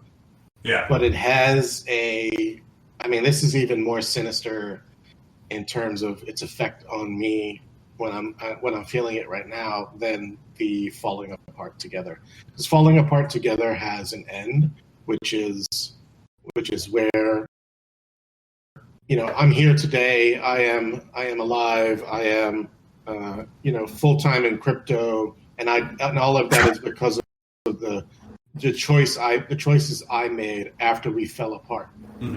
But this one, still to this day, and even this weekend, when I had 4-hour conversation with her.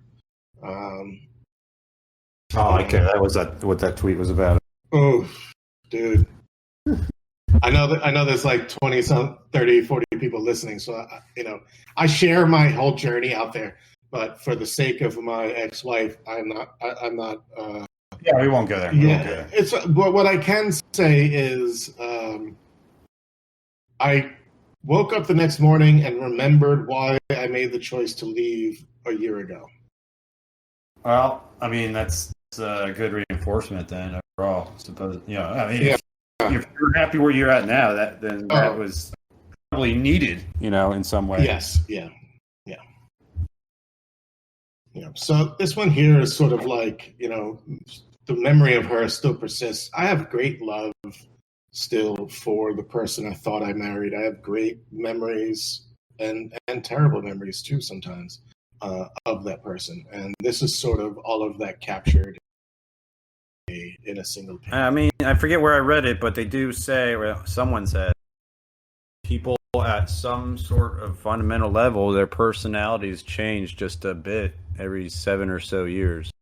Or at least their life goals do, to enough to where they would change their personalities. So, it's possible you caught her in the middle, the one side and then the other of a life change. Totally. Maybe not go into that, but obviously that's a great, that's a great. I imagine us as two cars traveling on opposite ends of the road, right? And we meet up. And we went down the same road together, and now we have to split off. And we split off because it was time to split off. Yeah, and speaking from personal experience, if you wait too long, then it could be long. That's really great and personally for me, when I see this type of art, and I don't have a trained eye in terms of what I would say regular abstract art versus stuff like this. Like for me, it helps me put it all together and get the artist's background, or at least other people's views on it. Yeah, well, you bring up a good point. I typically I want people to experience the piece themselves and take it in for how what it means for them. So when I talk about these, this is just my perception of what I've put on canvas. But my hope is that other people can create their own meaning or stories behind it by looking at the objects and the layout and what I've put on the canvas here. Personally, I just like hearing everybody's views on it if they're different. I just like to hear all different ideas about what they think, what it means to them. But I think it takes a look. I don't know. Hearing the artist's view of what it means to them personally, I dig when I'm trying to connect with the art. I guess it's a double. No, you're breaking up there, BB. I'm sorry. I guess it's a double-edged sword. Yeah, I mean, I just look at it like there's two different experiences. Sure. Sure. So we are experiencing your experience. That's right. Yeah. So the piece you're looking at here is called "I Want to Break Free," and the idea.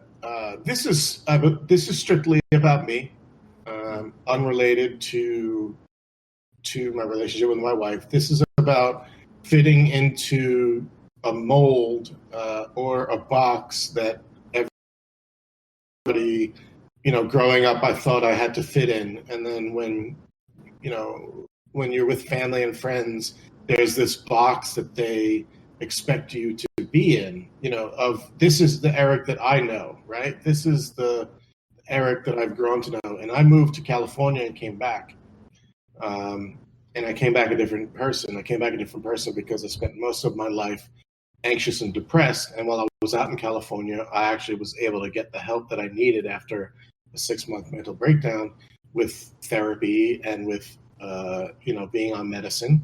And so I've been able to live this new life, the life that I always thought I should have lived, one in where, and what I mean by that is one in where my emotions are in check relatively. I'm not experiencing highs and lows. I'm not constantly trying to figure out whether I belong. It's crazy. I have memories. I have lost memories in my life because while things were happening, I was so focused on what I was, how I was supposed to fit in that. My brother and sister would be like, remember when we did this? And remember when we did that? And I'd be like, no, I don't remember that at all. All I remember is being afraid or anxious or scared, I don't remember having a good time. And so that was a lot of my memories of my entire life. So I want to break free I want to break free of the mold that, or I am breaking free of the mold that everybody is sort of like said that I, not said, but everybody expects me to live in. So the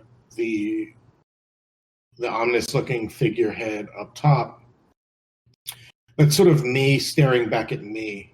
And these mannequins that are on a shelf are, on a hanger, these were like the people I pretended to be while trying to fit into somebody else's vision of who I was, right? So I would be hanging out with some friends and I'd be like, these guys know me for da-da-da-da-da. Okay, I've got to be this guy for this day, right? Yeah. And it would be automatic. It would not be intentional. It would be automatic. And now when I look back on it, I could see that I was wearing this suit, this fake person that I was. And so tailored by everybody else. Exactly. Thank you. And so you see the one mannequin body that's so stretching is being pulled into a void and disappearing. That's sort of me accepting that I don't have to be that anymore. And then the hands, that's those people still trying to hold on to their representation of who I am. But I own this now. And the reason I own this is I'm looking at myself, that's me up top, and I'm watching it without remorse and with like strength is the way that when I see this, I see strength. I definitely got the you up top looking down on the mannequin's part for sure, even before you started to describe it. So, and I guess looking at it has a military kind of. The background kind of does. Was that intentional or unintentional? I want to say it was intentional because that would be a better story, but no, it's not intentional. Huh? Because it almost looks like a foxhole trench or something like that. Yeah, when I think about it, there is something about like wearing a suit, right? Uh-huh. And I don't know, but also like I think of there's the camouflage, uniforms that military personnel wear, and then there's the dress suit, right? Uh-huh. And maybe if I psychoanalyze the situation, I'm not in the military, but it could be that I was using those as representations for like wearing the suit, the dress versus being out in the mess. Mm-hmm. and in the muck with your camouflage Or suit. just even, your emotions being camouflaged every time you have to hang out with the people that have tailored that suit for you. I fucking hid, excuse the language, but I hid all of my emotions. People thought, is there a language rule on here? I'm not sure if there is. that's all right. I just, I'm gonna curse, but I'll still apologize for it. I mean, well-positioned curses, I believe. Yeah, but when it comes down to it, it's sort of, I didn't know how to express myself at all, and so I wasn't hiding it. I just didn't know I could express my emotion. I like this one. I like this one a lot, actually. Yeah, I don't know. I don't. It's not one of my like uber favorites. The more angry ones, like that one. Aesthetically, I just think that everything positioned, to me, I was already thinking something along those lines before you even said it. So I think that your intentions came through really well on that. That was part of your intention.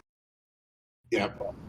So this one, it's called Anger, Hostility Towards the Opposition. And is that with the two heads looking at each other, kind of? Yeah, that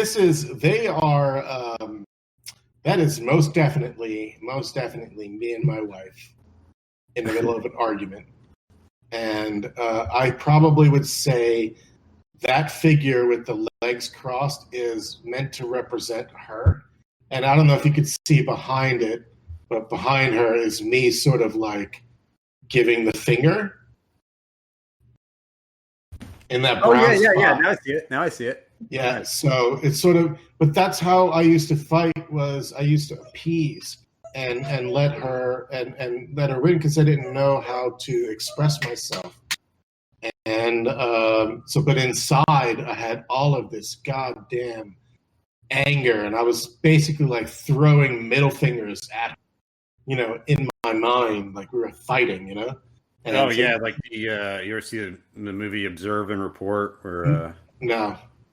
They're just, there's a scene where they're just, these two guys are just silently cursing at each other, but it's pure silence, but their hatred is showing through so much, but it's quite comical. But I'm guessing that wasn't the emotion you were feeling during that, but it kind of reminds me of it. No, the emotion was pure just anger, rage, yeah. and my inability to express it. One of the things I was always really conscious of was a fear of explosion.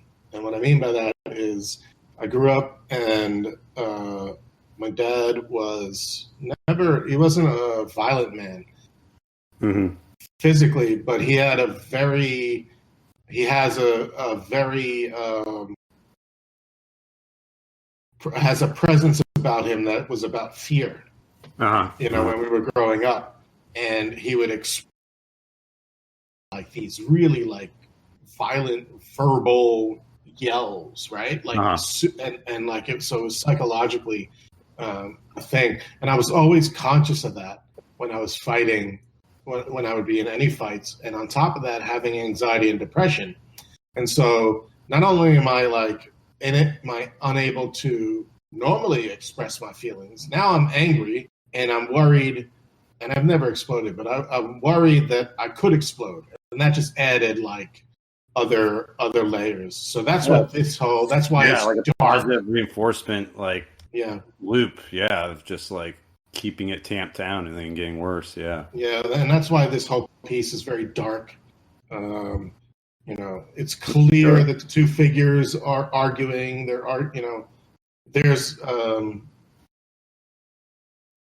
Is that related to this one right here? This dark one too, or is this? That's a different color palette. No, I don't know. Let me see. I gotta find here. Because those were the only two ones that were dark in terms of the overall background. The rest of them were a little bit light. Yeah, light that on one. the right side, but... Let me see. Let me pull it up. I think that one's on BAE, right? Watching. I believe I got. I think that most of these you gave me were off of there. Yeah, that one's called Tearing Me Up, How I Feel. So more of, it's a, I didn't even, so just those that are listening, this is the first time I'm seeing all these pieces up in a gallery together. One of the sad things about digital art, and the hope that like the metaverse is kind of solving, but like Decentraland and stuff like that, is you don't necessarily get to see all of them up in on a wall together. So this is the first time I'm sort of seeing that, and it's interesting that you were able to tie them together, because I didn't think about that. This one is called. Ready for this? It's called Tearing Me Up, How I Feel. Right, and then there is a sister piece that's unreleased called Tearing Me Up, like How I Look or something like that, and it's different. But this one, and I quote, I'm reading the description, I became so good at masking the darkness. What you saw on the outside was nothing like what I was actually feeling on the inside. So yeah, this one totally relates to the other one in the way that I was trying to express my feelings. But that one's more about fighting with my significant other, and this one is more about reflecting on my overall life living with hiding things, or masking the darkness. Yeah, and he goes back to that figure that represents your feminine self there on the left. Totally. And then there's like this, I don't know if you can see at the bottom, but there's this hidden head. I can see just a little bit of it. It doesn't come that up. I think I have a low res version of so like there's that white drip on the bottom right. Yeah. To the left of that, it's actually the head. I thought I was trying to see something on the bottom left, but the head there on the bottom right, and that's sort of like me looking up reverently at the person that I want to be, the caring, loving, owning the person that I want to be, and then this is sort of like this stoic vision of this figure that's there, but I can't seem to, and it looks a little bit more sculptural in a sense, because it's more idealistic. Yeah, I would say so.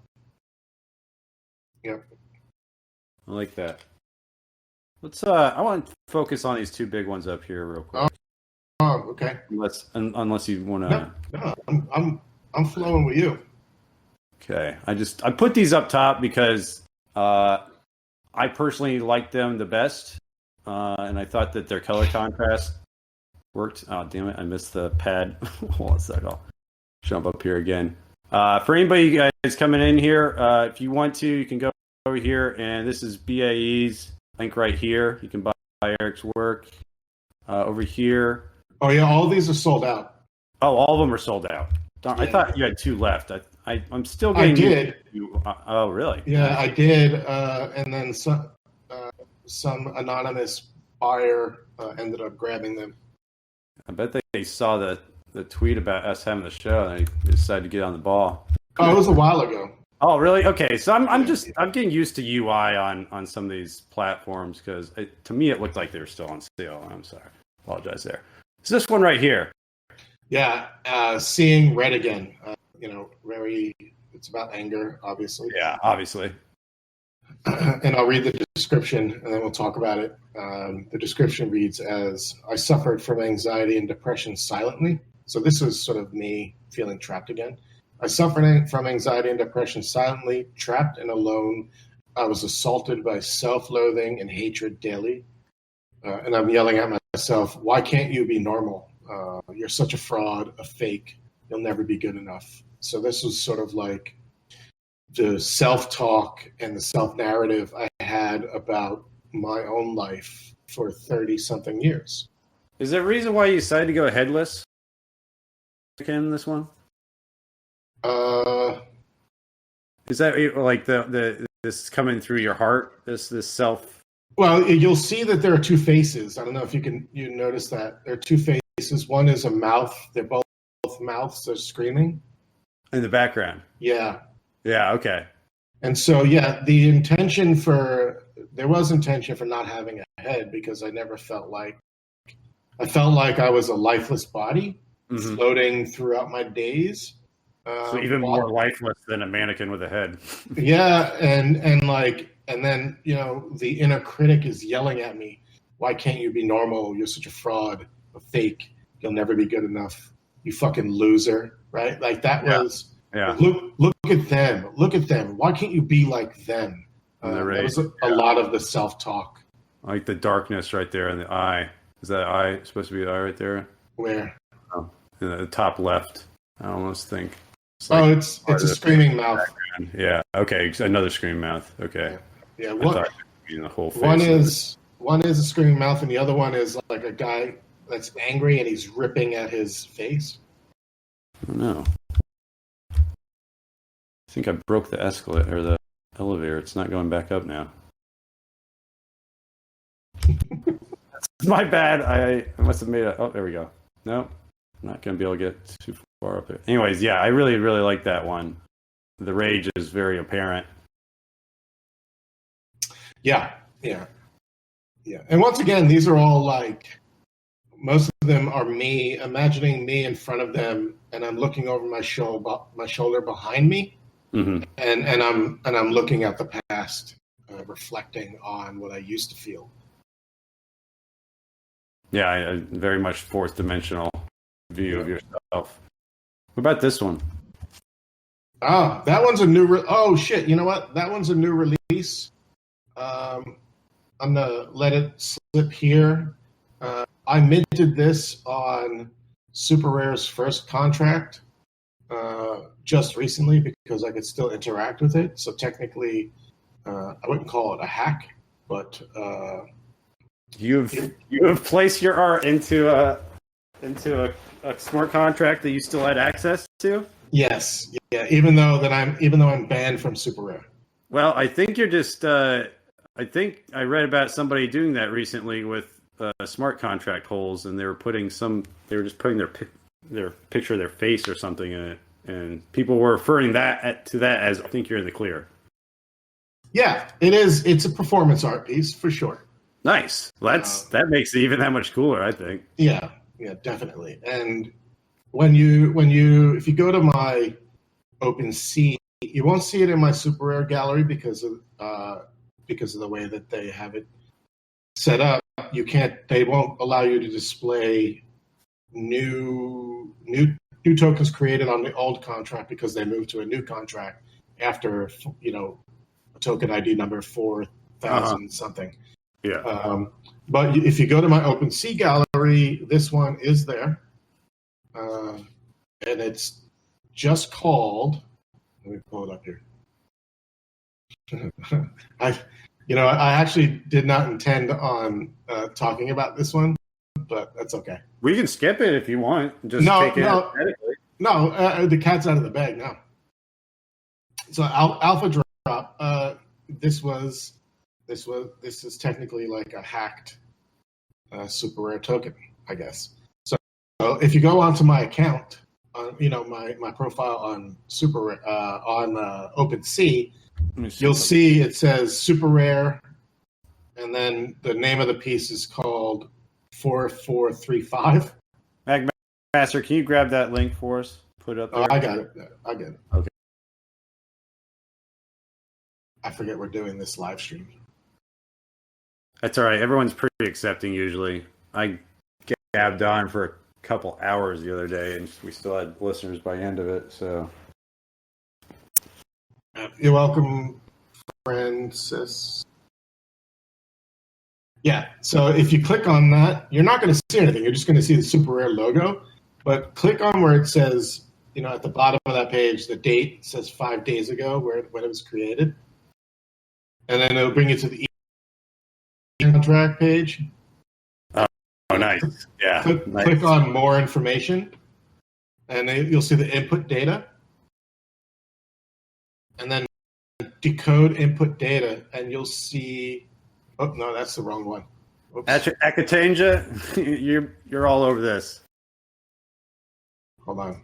fairly down the rabbit hole. Yeah, sorry. No, I think it's awesome. That's the wrong contract. That's the first one that I minted. That's still for sale. That's just a 48-gallon toter. So this is the one. I dropped it in the chat. Okay. Yep. So again, follow the whole spiel. Go to the the Etherscan, click to see more, decode input data, and then you'll see that the data is an IPFS link to that image that we're talking about right now. The elevator started working again, so I can actually go. Oh, nice. Here's nice and close. So the metadata contains that image. I just dropped it in. Oh, this is a good way to do it. I just dropped it in the chat. Oh, there you go. Yeah. So this is the piece we're talking about. And yeah, it's pretty, I forget what the name of it is. Give me a second. Yeah, sorry, I should have done that for all these, for anybody who wasn't watching the live stream. My apologies. Give me 1 minute while it's hard for me to keep everything. Yeah, no, that's all right. We DabDragon always just rolls by the seat of his pants. So we're keeping that tradition alive, very much so. Okay, so this piece is called "I Still Imagine a Future Without You."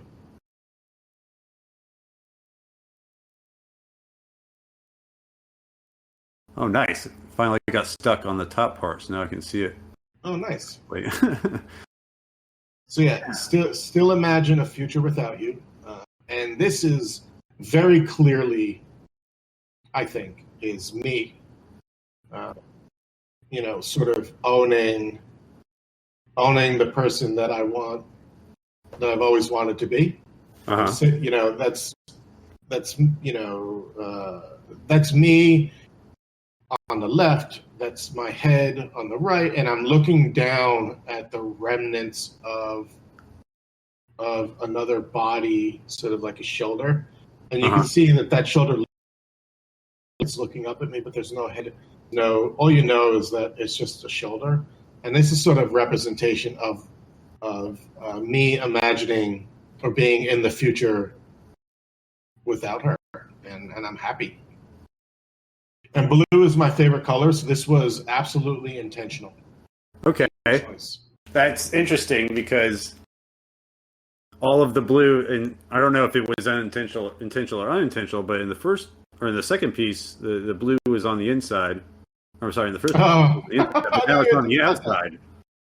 Yeah. So I wonder if that's subconscious at all. Absolutely. Absolutely. I believe it could be, yeah. Yeah, I believe part of creating art is, So when I come into the live stream, I want to go back and show the other piece so you can see what I'm talking about. When I come, in the first piece, the blue is all on the inside. Yeah, let me pull up. I'll put it in the gallery too. But see now in the last piece here, it's all on the outside. So whereas your blue, like you said, was representing your depression in your Genesis piece, it's now representing as your, this is my amateur armchair quarterback psychologist, non-licensed psychologist. Now it's on the outside. I just find that I really subconsciously did that just because. I'm sure there's an element of that. When I create the pieces, I don't go in thinking about what I'm going to make. So. Yeah, I don't either. You'll just get stuck, in my opinion. Sometimes. Yeah, it's very sculptural in nature, and what I mean by that is the canvas sort of dictates and directs me where I want to go. But I think it's more like the subconscious is the canvas, and I'm sculpting the subconscious out of that moment. Yeah, I very much find that anything I try to create. I'm working on a video game for Sandbox right now, and that started as just fiddle around with controls, placing stuff in there, and like nothing I do or create, or even your gallery looked a lot different at the beginning because it's just, you know, getting around, playing with stuff, and letting it evolve. The CryptoVoxels? Yeah, the CryptoVoxels gallery. I only got the idea to draw your profile, the roof about halfway through when I was going back and looking at your profile to look for links to add, and I was like, you know what? I was like, that would kind of work as the roof, because I had already started drawing the roof in kind of that color, just happenstance, and I was like, you know what? That would work, and it would be really easy to do because it's already pixelated. It would be really easy to translate, so I just started going with it, and now, you know, if you're flying around CryptoVoxels and I get lost there, all I have to do is look for your roof if I know I'm in the general area. Yeah, and that's how I find your place. So that's I loved it. I loved it when you put the roof up. I thought it was great. I think that it's some of the best art. You really don't know what you're doing. You're going to do with it at the beginning. I don't know. I think everybody has their own method, but I personally like the not knowing what it's going to be when you start it. What most people don't know is that this was planned. This whole series was planned to be 30-something pieces. And just distilled down to what? No, I still have more. I don't know that I'm ever gonna. I don't know if I'm gonna release it or not. I haven't decided. Well, I mean, if they are already sold out, maybe we trickle a little more into. Maybe, I don't know. Throw one into the grab bag for the Harmony Discord and Harmony and Discord bag. Maybe I'll see. After this past conversation with my ex. I just maybe want to put the whole thing to bed. Yeah, maybe we'll see. We'll see how it goes.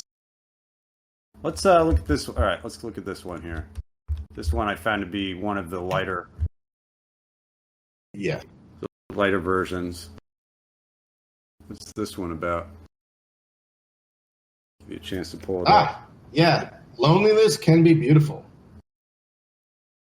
I can relate to that.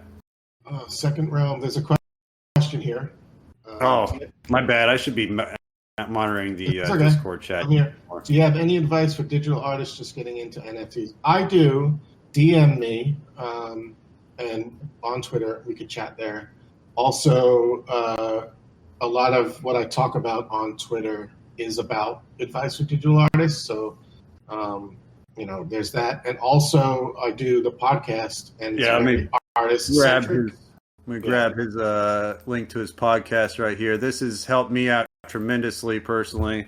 Yeah, it's very artist-centric. I'm writing an article right now, just so people know.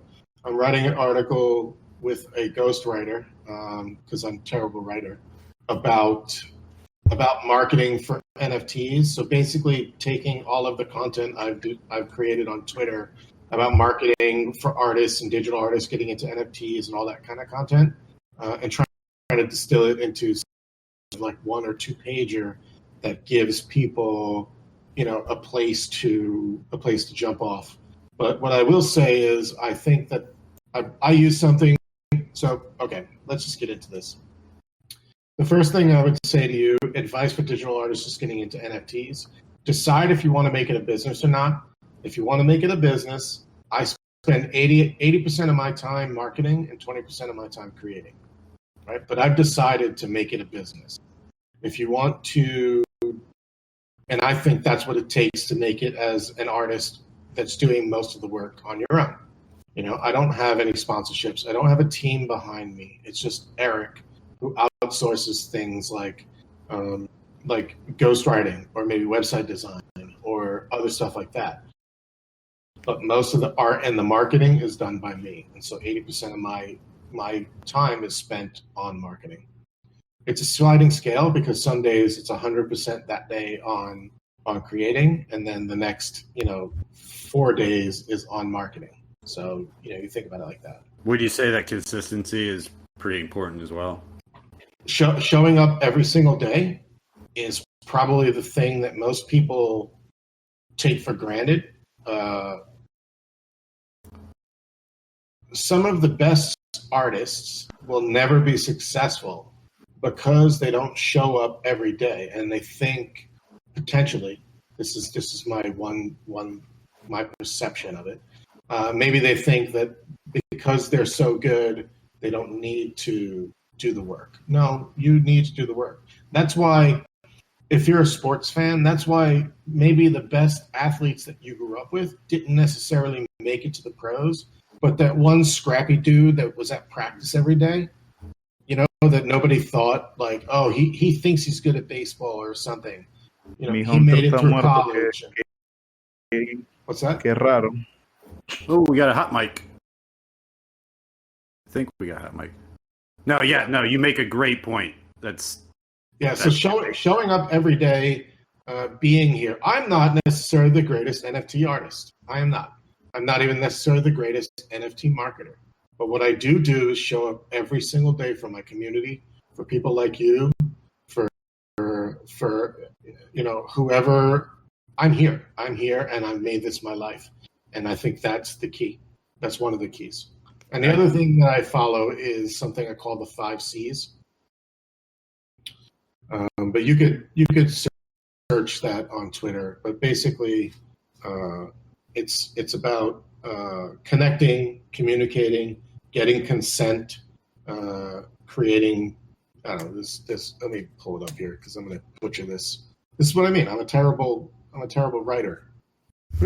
I write all this stuff down, but it doesn't like stick in the brain. I like that how you tie it to sports though, because I personally was in a high school sport. I had a friend of mine who just joined the team at the beginning of the season, and I had much more natural talent than him, but he just stuck at it and he worked 10 times harder than I did in practice every single day. And by the end of the season, he was better than me. Yeah, because he showed up. Yeah.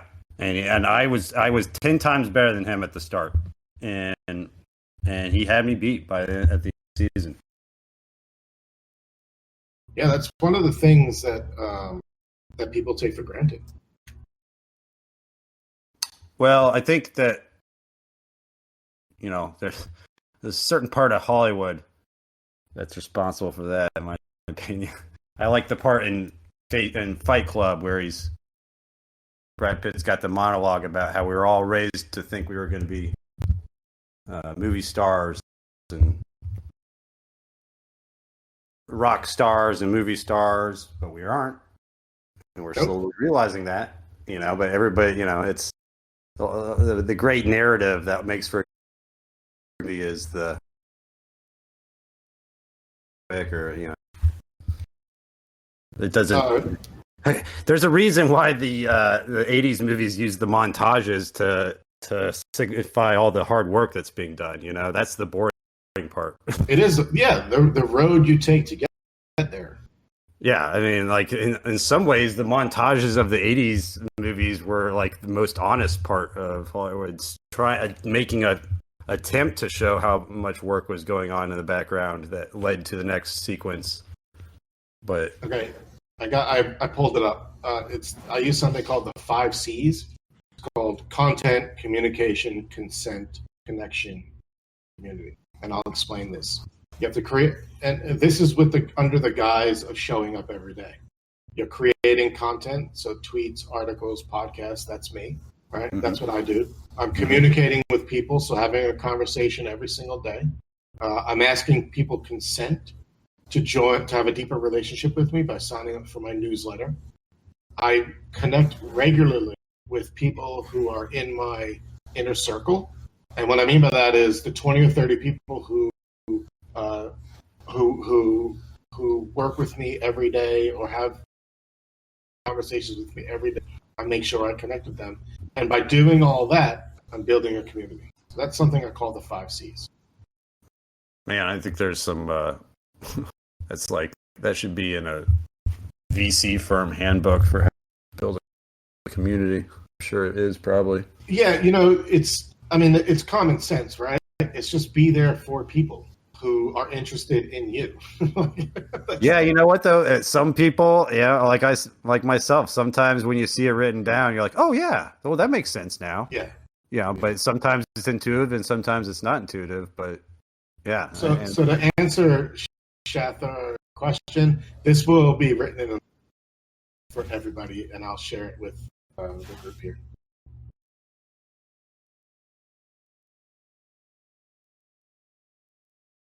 Yes, easy. For sure, 100%. That became apparent to me very quickly, even as Eric welcomed me onto. Oh, what happened? I missed something?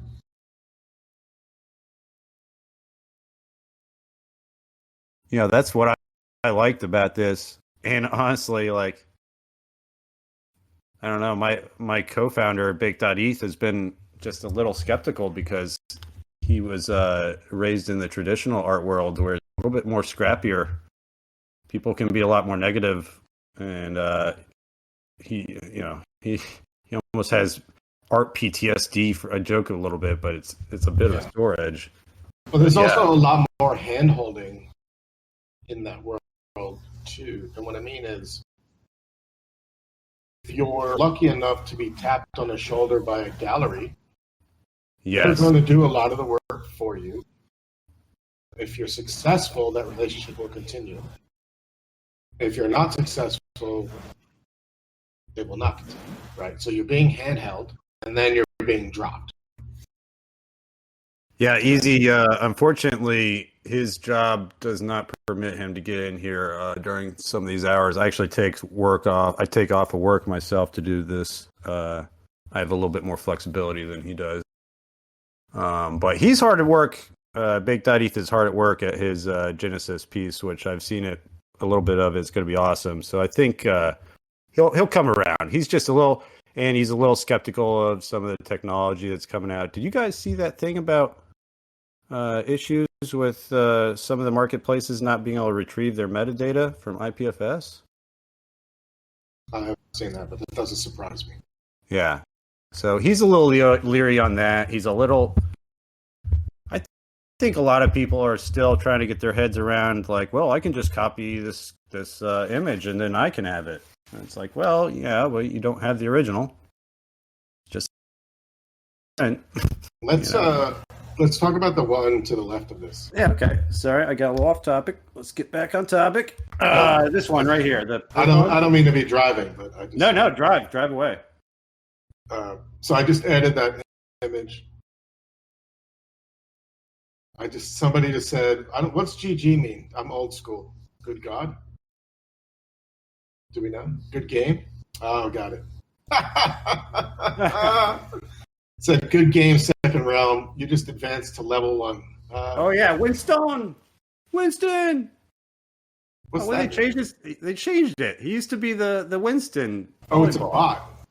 I know, but they changed his profile. He used to be the Winston volleyball. I always be like, Winston. Is it Wilson? Or Wilson. Maybe that's why they changed it. I could have sworn I saw Wilson profile on there at one point. I don't know. Maybe that's a different bot, different server channel. Like some of these meld together for me. All right, let's get back. Okay. So yeah, I dropped the image in the chat. I got some hearts and some thumbs up. This one's called Remember That Time When We. And this is specifically about remembering the good times with my ex. Sometimes the hardest part about being away from you is remembering the good times. For sure. Sort of, but then again, there's also the other piece, remember? Where it's like you remember the good times and you have the PTSD of the old. Yeah, you have the bad times aftertaste or retaste. Yeah. So it's the only piece where the mannequins are fleshy toned. Is that because it's your most fondest memory? Or trying to represent your fondest memory? I don't know. I think I wanted to represent this mannequin being her. Okay. As opposed to it being me. Okay. And, the arms being stretched out and, it's like holding on to these, because you'll see that the mannequin is attached to this cluster of images. And this is a picture of a couple sitting at a bar and just eating dinner together, really innocuous, really like regular date night-ish. And those are the ones that I sort of like when I think about is those moments. Just enjoying a night out. And the colors are a little bit more somber, a little bit more softer, a little bit more regal and royal. Yeah. There's no anger here. It's only about, and you see that splash of paint there. It kind of looks like a flower on the head. That wasn't intentional, but I really like. Oh, this one right here. Yeah. Yeah, I really like the way that showed up. That showed up. And so I'm a huge fan of like Bob Ross's happy accidents, and I think that's one of those happy accidents. Big fan of Bob Ross myself as well. Yeah, I grew up watching him. How can you not love him? I don't know. Well, if you didn't have cable, you grew up watching. If you didn't have cable and you liked painting or anything, yeah, absolutely. I think you could have been distracted by other stuff, but I grew up without cable for the most part. Yeah, that was the best thing on TV 34, hands down. Yeah, it was PBS, right? So I don't even know what that PBS. was. PBS. Public broadcast, that was my favorite thing on public broadcast. I'm getting like I'm having a visceral reaction to this piece right now, actually. Good nostalgia? Odd nostalgia that I was like feeling because I'm still like it's been re-triggered really obviously since yes, it's the really a lot of. So when I look back on this piece, it's like, oh, I did feel that way. Oof, almost like a What was I thinking? Know. Yeah. But that was what I was feeling at the time. I was feeling really good, I guess, about looking at some good memories. But right now, I'm having a little bit of some a visceral reaction to it. So I guess maybe rose-colored glasses memory. Oh, interesting, because this is very rose and wine-colored, isn't it? Right? Yeah. Yeah, I didn't think about that. Wine-colored. Wine. So what's interesting? Wine was a big part of our relationship, and not like drinking it, but like experiencing it. Yeah, like we did a lot of Napa trips. We did a lot of like we learn about champagne and wines together. Those kinds of things, and. So when I look at this piece, I'm seeing that come through right now that I didn't know was there. Huh. Wow. I think that's interesting. You touched on that, how you lose the on some level you do lose the experience of these pieces being together when you're just looking at random marketplace, right? Versus a gallery, even a meta gallery. You're experiencing it individually, and there's no story being told about the whole, about the whole series itself. Mm-hmm. Like right now, I'm going through, and I'll be perfectly honest with you all, I'm going through a lot of emotions, looking at all this stuff because it brings up some good and some bad. But this is me. I've put me on canvas, on digital paper here, and. I like this one a lot too. This one, it wasn't one of my favorites when I first made it, and the more I look at it, the more I'm drawn to it. But I think because some of it is really, I'm a single man now, and I'm just coming up to like the idea of dating again, and boy, like when I think about the 12 years that me and her had together, I was a young, like I was in my 30s. Like I was 30 when we first met, so I still felt like young and like capable of putting in all those hours to make a relationship work. And now I'm just like, it feels like a lot of work, so maybe I'm not ready for I've always personally, I've always been under the opinion that if it feels like you have to put in work, then maybe it's not the right relationship. I don't know. That's just me. Yeah, well, I think all relationships. Yes, they do take work, but if it feels like an uphill battle, I don't know. I don't know. Yes, yeah. I mean, I think we all have our own sort of, Okay, let's talk about that. Yeah. What about this one? This last one here. I'm gonna drop it. This in. is interesting because it's a little bit of a you went more into the color palette that you dabbled in a couple other ones, but you never made it a full attention part of the piece or whatever. No, this one is called "I Am Who I Am," and this was sort of me. It's a couple of things. You'll see that there's the shadow hands sort of grasping at the doorway, right? And it's like this idea that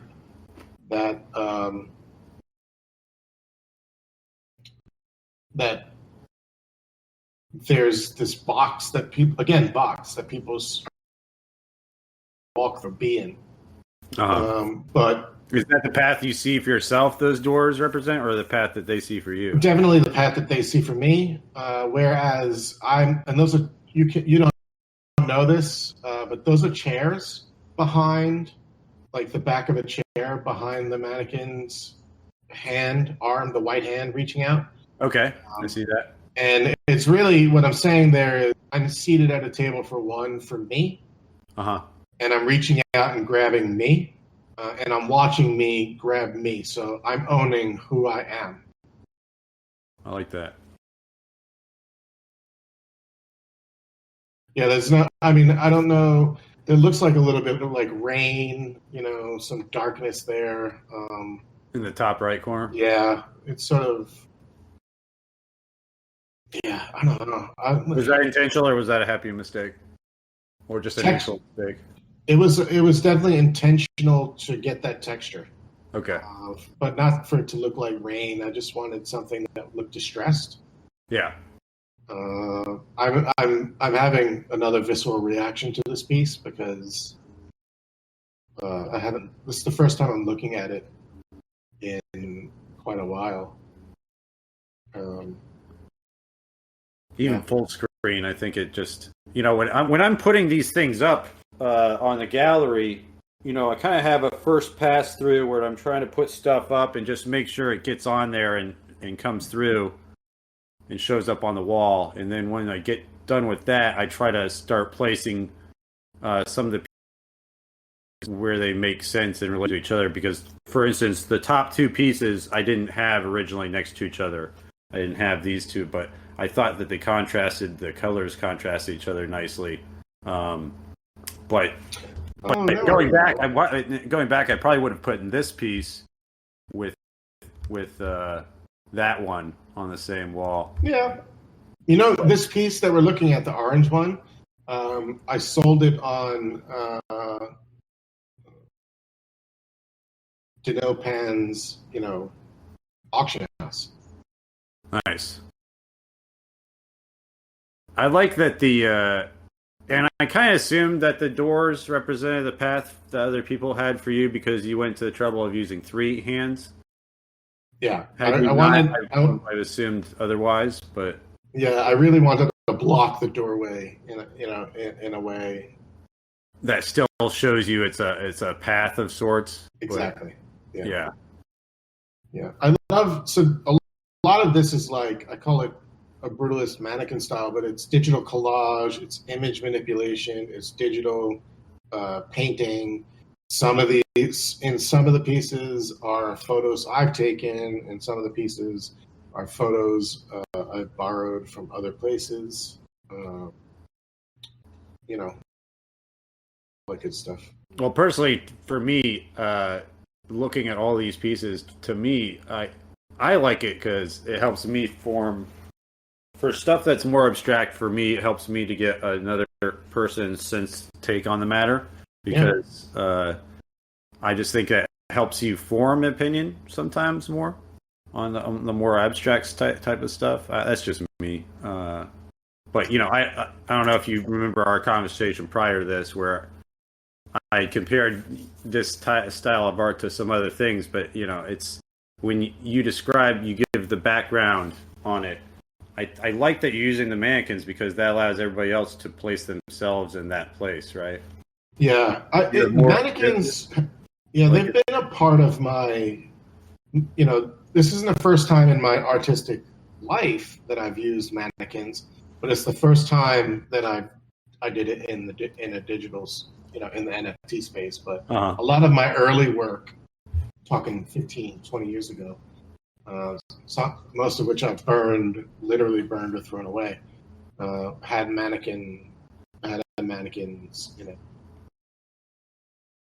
Well, like I said, me and Big Dad Ethan, he's a little bit harder to please. We both dug this style that you're putting. Thank you. It is a very coherent style too. Thank you. Did we hit all the pieces? I believe we did. Nice. Yeah. All right. Yeah, with a little bit of time to spare. Fantastic. Did you guys check out? Do you see this that came in next to us? This huge. Yeah. What is You guys, that? anybody still look at the screen over here?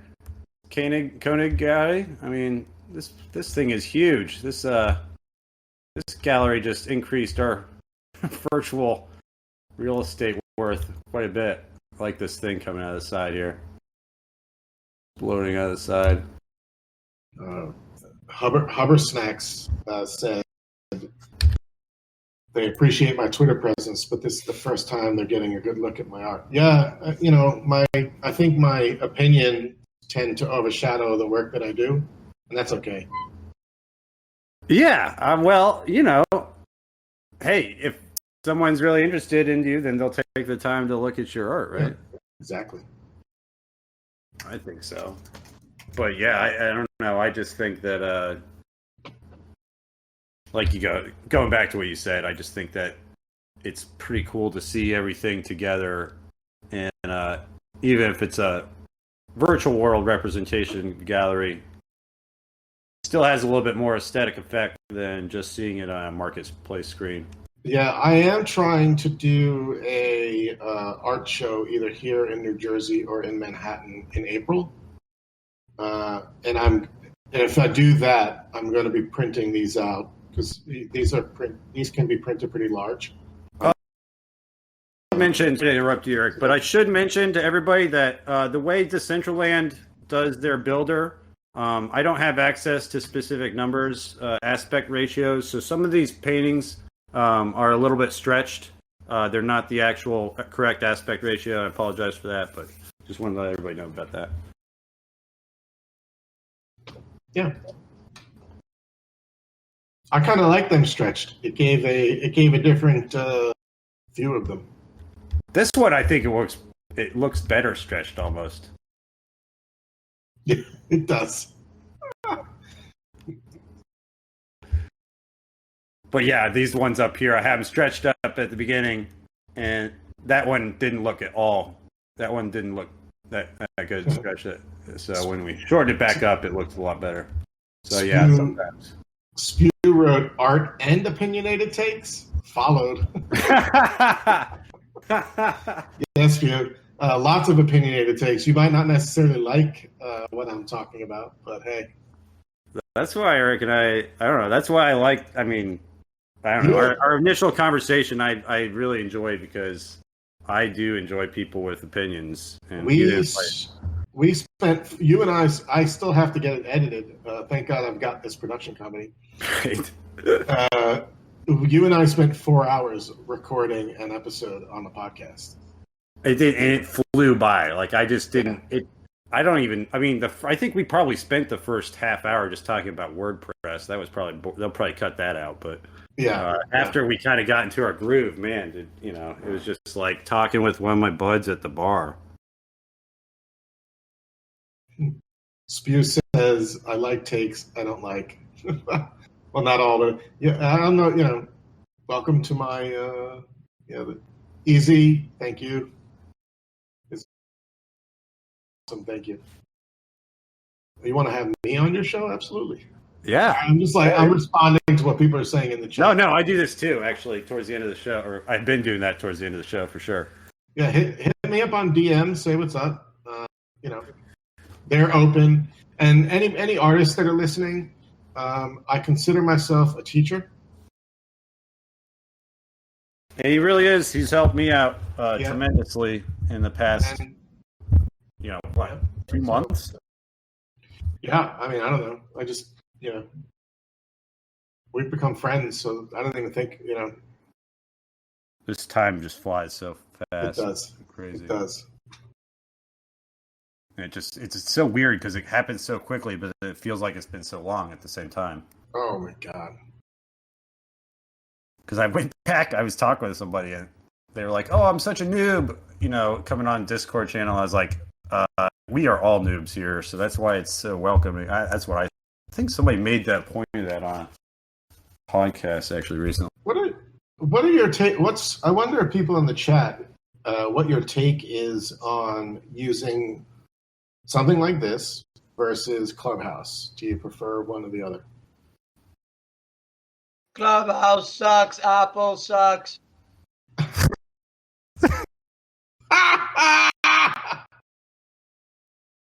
I haven't been on Clubhouse, so I can't make an educated opinion. Get harder here in Discord. Yeah. It's good to know. I got tired of Clubhouse. I just think that the Discord live stream paired with the screen share works so well. Yeah, and you have the additional chat too, which I think is missing from Clubhouse. Oh, they don't have the chat for like a supporting chat? No, it's a voice only. Spew, DM me. Hey, I'm revealing partly my age here, but does anybody remember the IRC chats back in the day?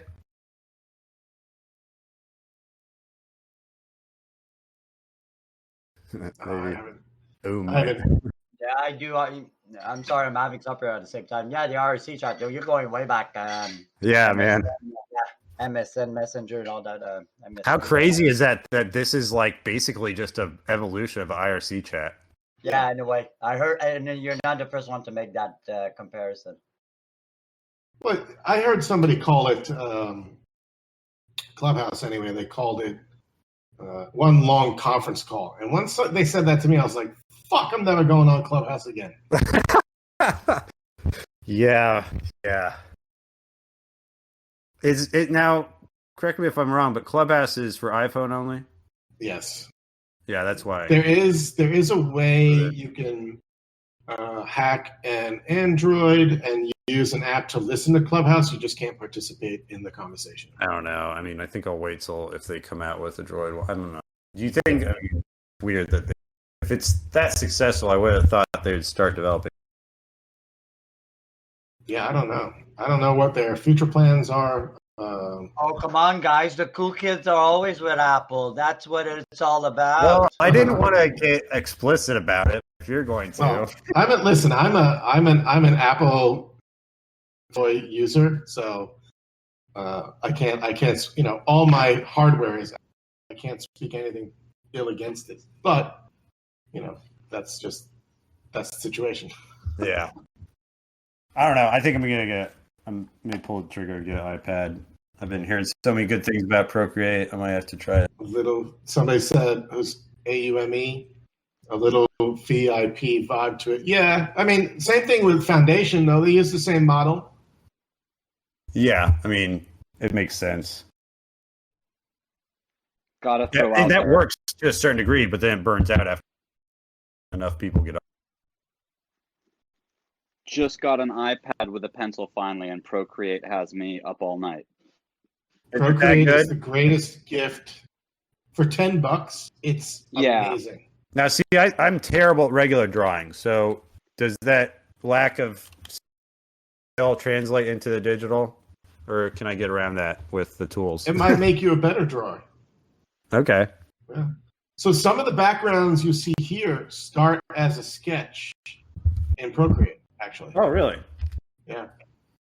Okay. I don't have a good enough eye for any of that yet. I was listening to. Well, I don't. What I don't try to like.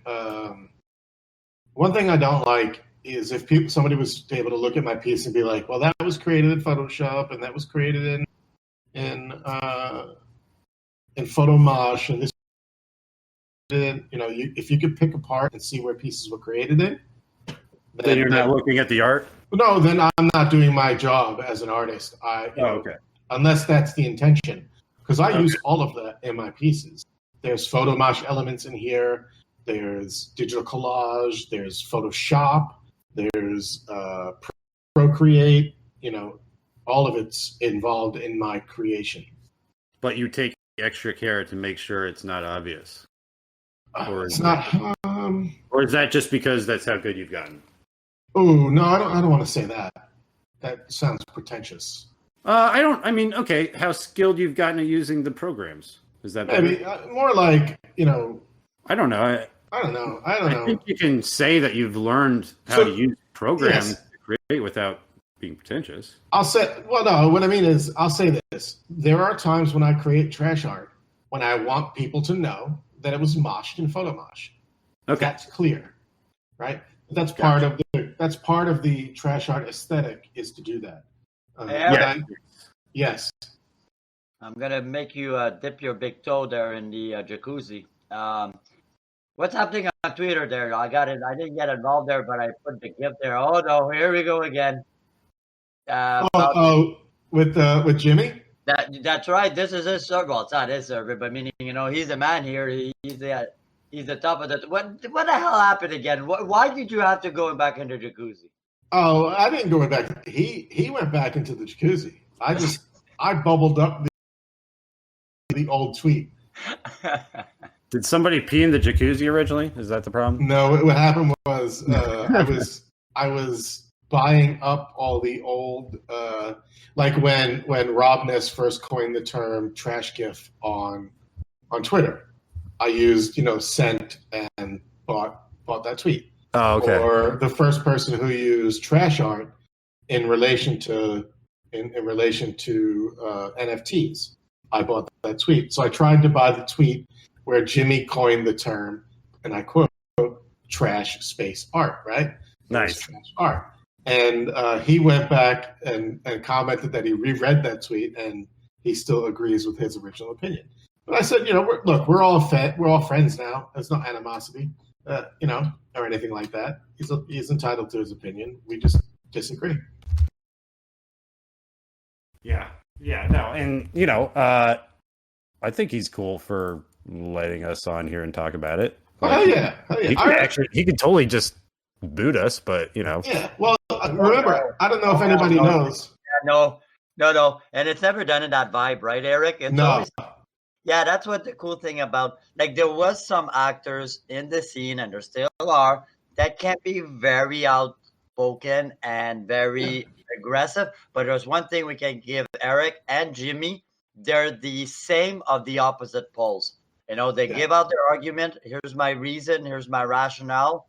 Like it or not, I'll still buy you a beer. And that's the way. Yeah.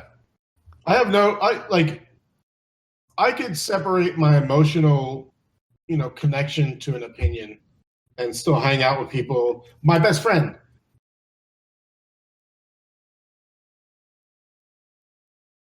$30 years. Oh, see that especially nowadays, that definitely. Yeah, it never affected our relationship, and so and that's because we never let it affect our relationship. We could separate. We could still be friends and know that people have different opinions. Yeah. So with Jimmy, we had him on.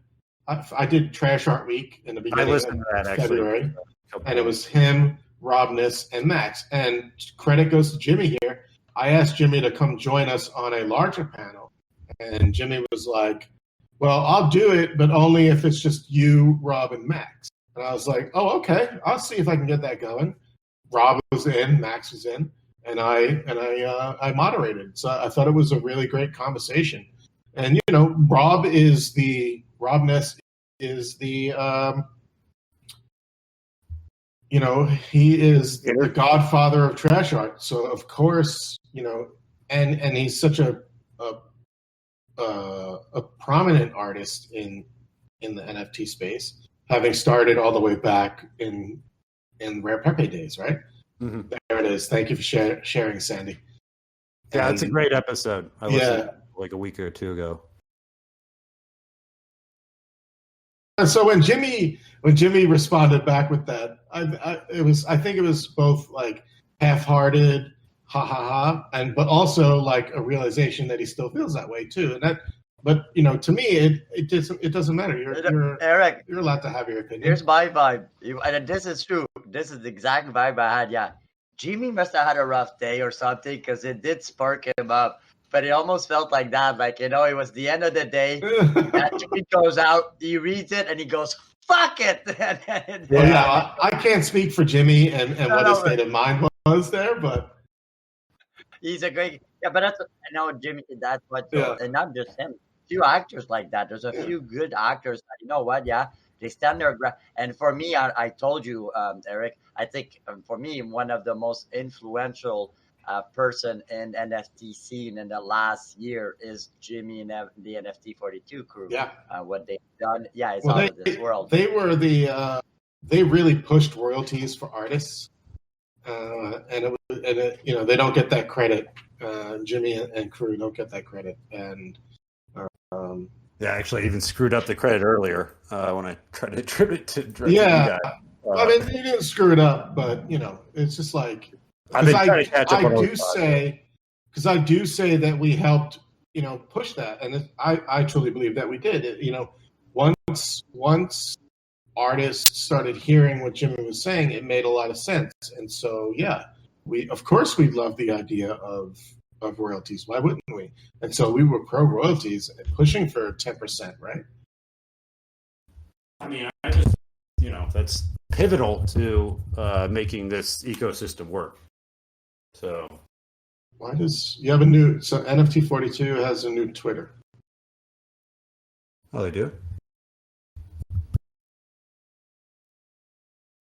Yeah. Sandy says yes, we do. Yeah. I'm already following that one. I must follow the right one. So how much time we got, Sandy? While you're on here, winding down. 17 minutes. I could fill that in, no problem. Oh yeah. So let's. I would just like to share, go back and talk a little bit more. So eventually, Eric's production crew is going to get around to editing the one we did, and I'd like to tell everybody right now that I intentionally did zero research because I was very nascent. Like I hardly knew anything about the crypto space. I was just. Or not crypto space, but the crypto art space. I was just getting in. So I intentionally did mine with you. Zero research. And zero research on you. I hope that shines. I hope that comes through eventually. Sorry, I was drinking. Yeah. I'm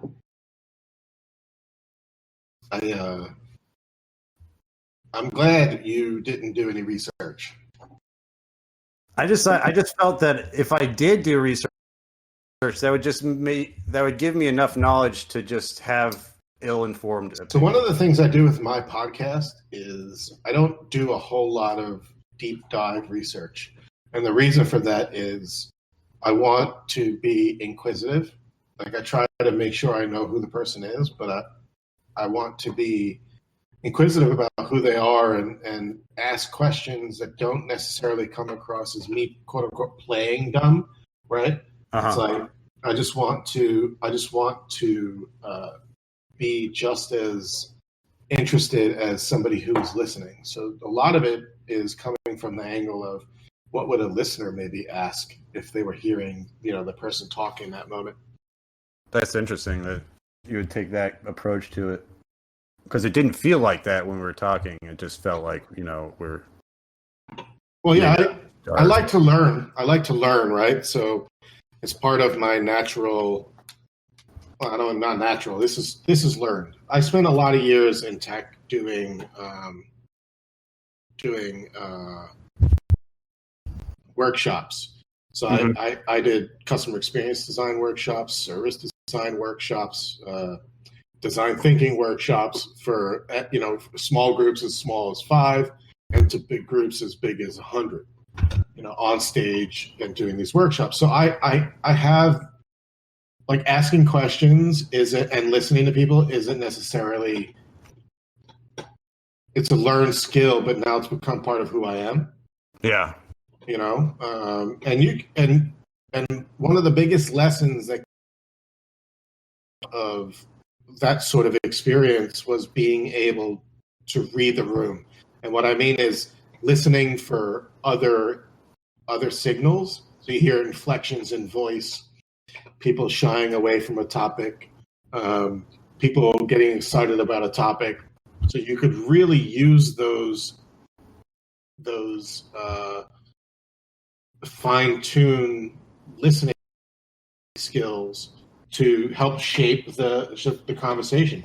You know, Yeah. I recently had a conversation with Cryptonatrix on my podcast. It's not out yet, and it was interesting that she was shy at first because she was not maybe necessarily comfortable being on the podcast with me, right? But Oh, then, yeah. I can relate. exactly, and then but as the conversation goes on, you could tell she gets more comfortable, and that's how I tried. That's how I always tried to make workshops. Was I know that there's going to be maybe some people aren't going to be really comfortable. There's a lot of people in workshops who tend to be alpha voices, and what you have to do with alpha voices, you have to find a way to quiet them down while giving up to do that. It's all learned skills. It's negotiation, right? It's all negotiation. Yeah, no, and you're really good at that too, because I think I felt comfortable probably, I would say, as little as 10 minutes, 15 minutes into our conversation. And for me, I'm not, it's weird too, because for me, I'm not great on the phone. I'm not great at having phone conversations, but it didn't feel like that. Oh, right. You didn't do video. Yeah. I mean, I could see you, but you couldn't see me, so that put you at a bit of a disadvantage. But Yeah, even with you know, that, I'm still not yeah. good. Well, that's one of the things I do. I try to request that my guest, even though I'm not going to publish the video, does video with me so that I could see the face and see like the body reaction as the conversation goes on, because that also helps me read the room. Yeah, I'm gonna get a video camera. I think I did that interview with you with my old laptop, my old $175 laptop. They could barely handle it. Yeah. Yeah. I remember you had to shut down a whole bunch of applications. Yeah. So I don't think I would be able to handle a video with that thing anyway. And you know, Eric, I was a big fan of yours. Always will be, still am. I think you rock the scene. I think you're a big part and an amazing ambassador for a specific community, being a trash art. And I have a podcast with you that's still yet to come out too. Yes, good thing you got that production company. Oh, you have no idea. I have a backlog of 14 recorded podcasts. I just can't, like, with everything else going on. Oh yeah, editing it's like an additional 3 hours on top of post recording. Yeah, and it's just gonna be nice to get all that back. And then you get me rambling for 4 hours, and it's a nightmare. Yeah, well, I'm gonna have to re-listen to that again, because I do want to try to whittle that down to an hour and a half.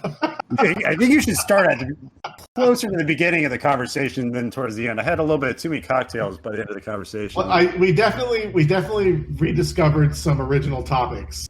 Yeah. Yeah, you might want to tell those guys about that ahead of time. I don't mind what gets put in, but you might have shared some other stuff. Yeah, I'm pretty good at. I think most of my guests will tell you I'm good at making sure we all look good. That's nice. My number one goal. I'm not a gotcha journalist. It's like I want to make sure we all look good, sound good, good conversation, and content is being shared. Like that's all I hope. And, yeah, I think you're nailing it. And Eric, I'm going to bring something up I think that we don't mention on this. We do once upon a time, but I think you and somebody else and a group of people behind it have done an amazing top thing about this. It's Women in the Blockchain. Yes. Big to her. She is another amazing ambassador Crypto Yuna, and a few other amazing, talented female artists, and also female other talents within the within the blockchain, are like just pushing the female narrative out there, and they're doing just absolutely amazing work. And Yes. I really thank you, Sandy, for sharing. I encourage everybody to follow Crypto Yuna. I love Crypto Yuna so much. She's one of my favorite people in the space. I cannot wait until we meet at a event, like a conference, so I could just give her a big old hug. Yeah, in Vegas. Yes. Yeah, I owe her quite a bit too. Actually, she's the one that put me in touch with you. Yeah, she's just she's not just a ambassador for women in crypto art. She's an ambassador for artists in crypto art, and I think that's the key. That's one of the key things that is so awesome about her. She's and like she's so genuinely herself, which you rarely see behind avatars in this space. I am Eric. Yes, I'm second round, but I've come out as Eric. Yeah. And so the Eric that you get to hear is the guy I am in my real life. Like, I don't fucking pretend to be it. I don't have enough energy to pretend to be anybody else. Hello, Sandy. And Yuna's the same way. She's herself so genuinely. And, it comes really, what you should do? Listen to my podcast with her. Yeah, definitely. She was really nervous, and it doesn't come across at all that way. And she's just such a genuinely beautiful human. But you're right. So MagMaster, one of the things that I think Trash Art did was really embrace the female and the LGBT crypto artist, right? It was never about who you were. It was just about like just being part of a crew. And with Woka coming on, and Crypto Yuna is a big part of Woka. She just recently launched the Queens, the Graffiti Queens show. You should check that out. We're actually going to do an overflow for that on our DCL plot. I mean, just like she's out there killing it every day. One of my favorite people in space. Also, check out Mohini. She's awesome. Ocular Delusion. There's another one you should check out. Yelligirds. There's another artist you should check out. There's like so many of them. You know what I want to do? I'm trying to make a Trash Art website, and I will have that with profiles at some point.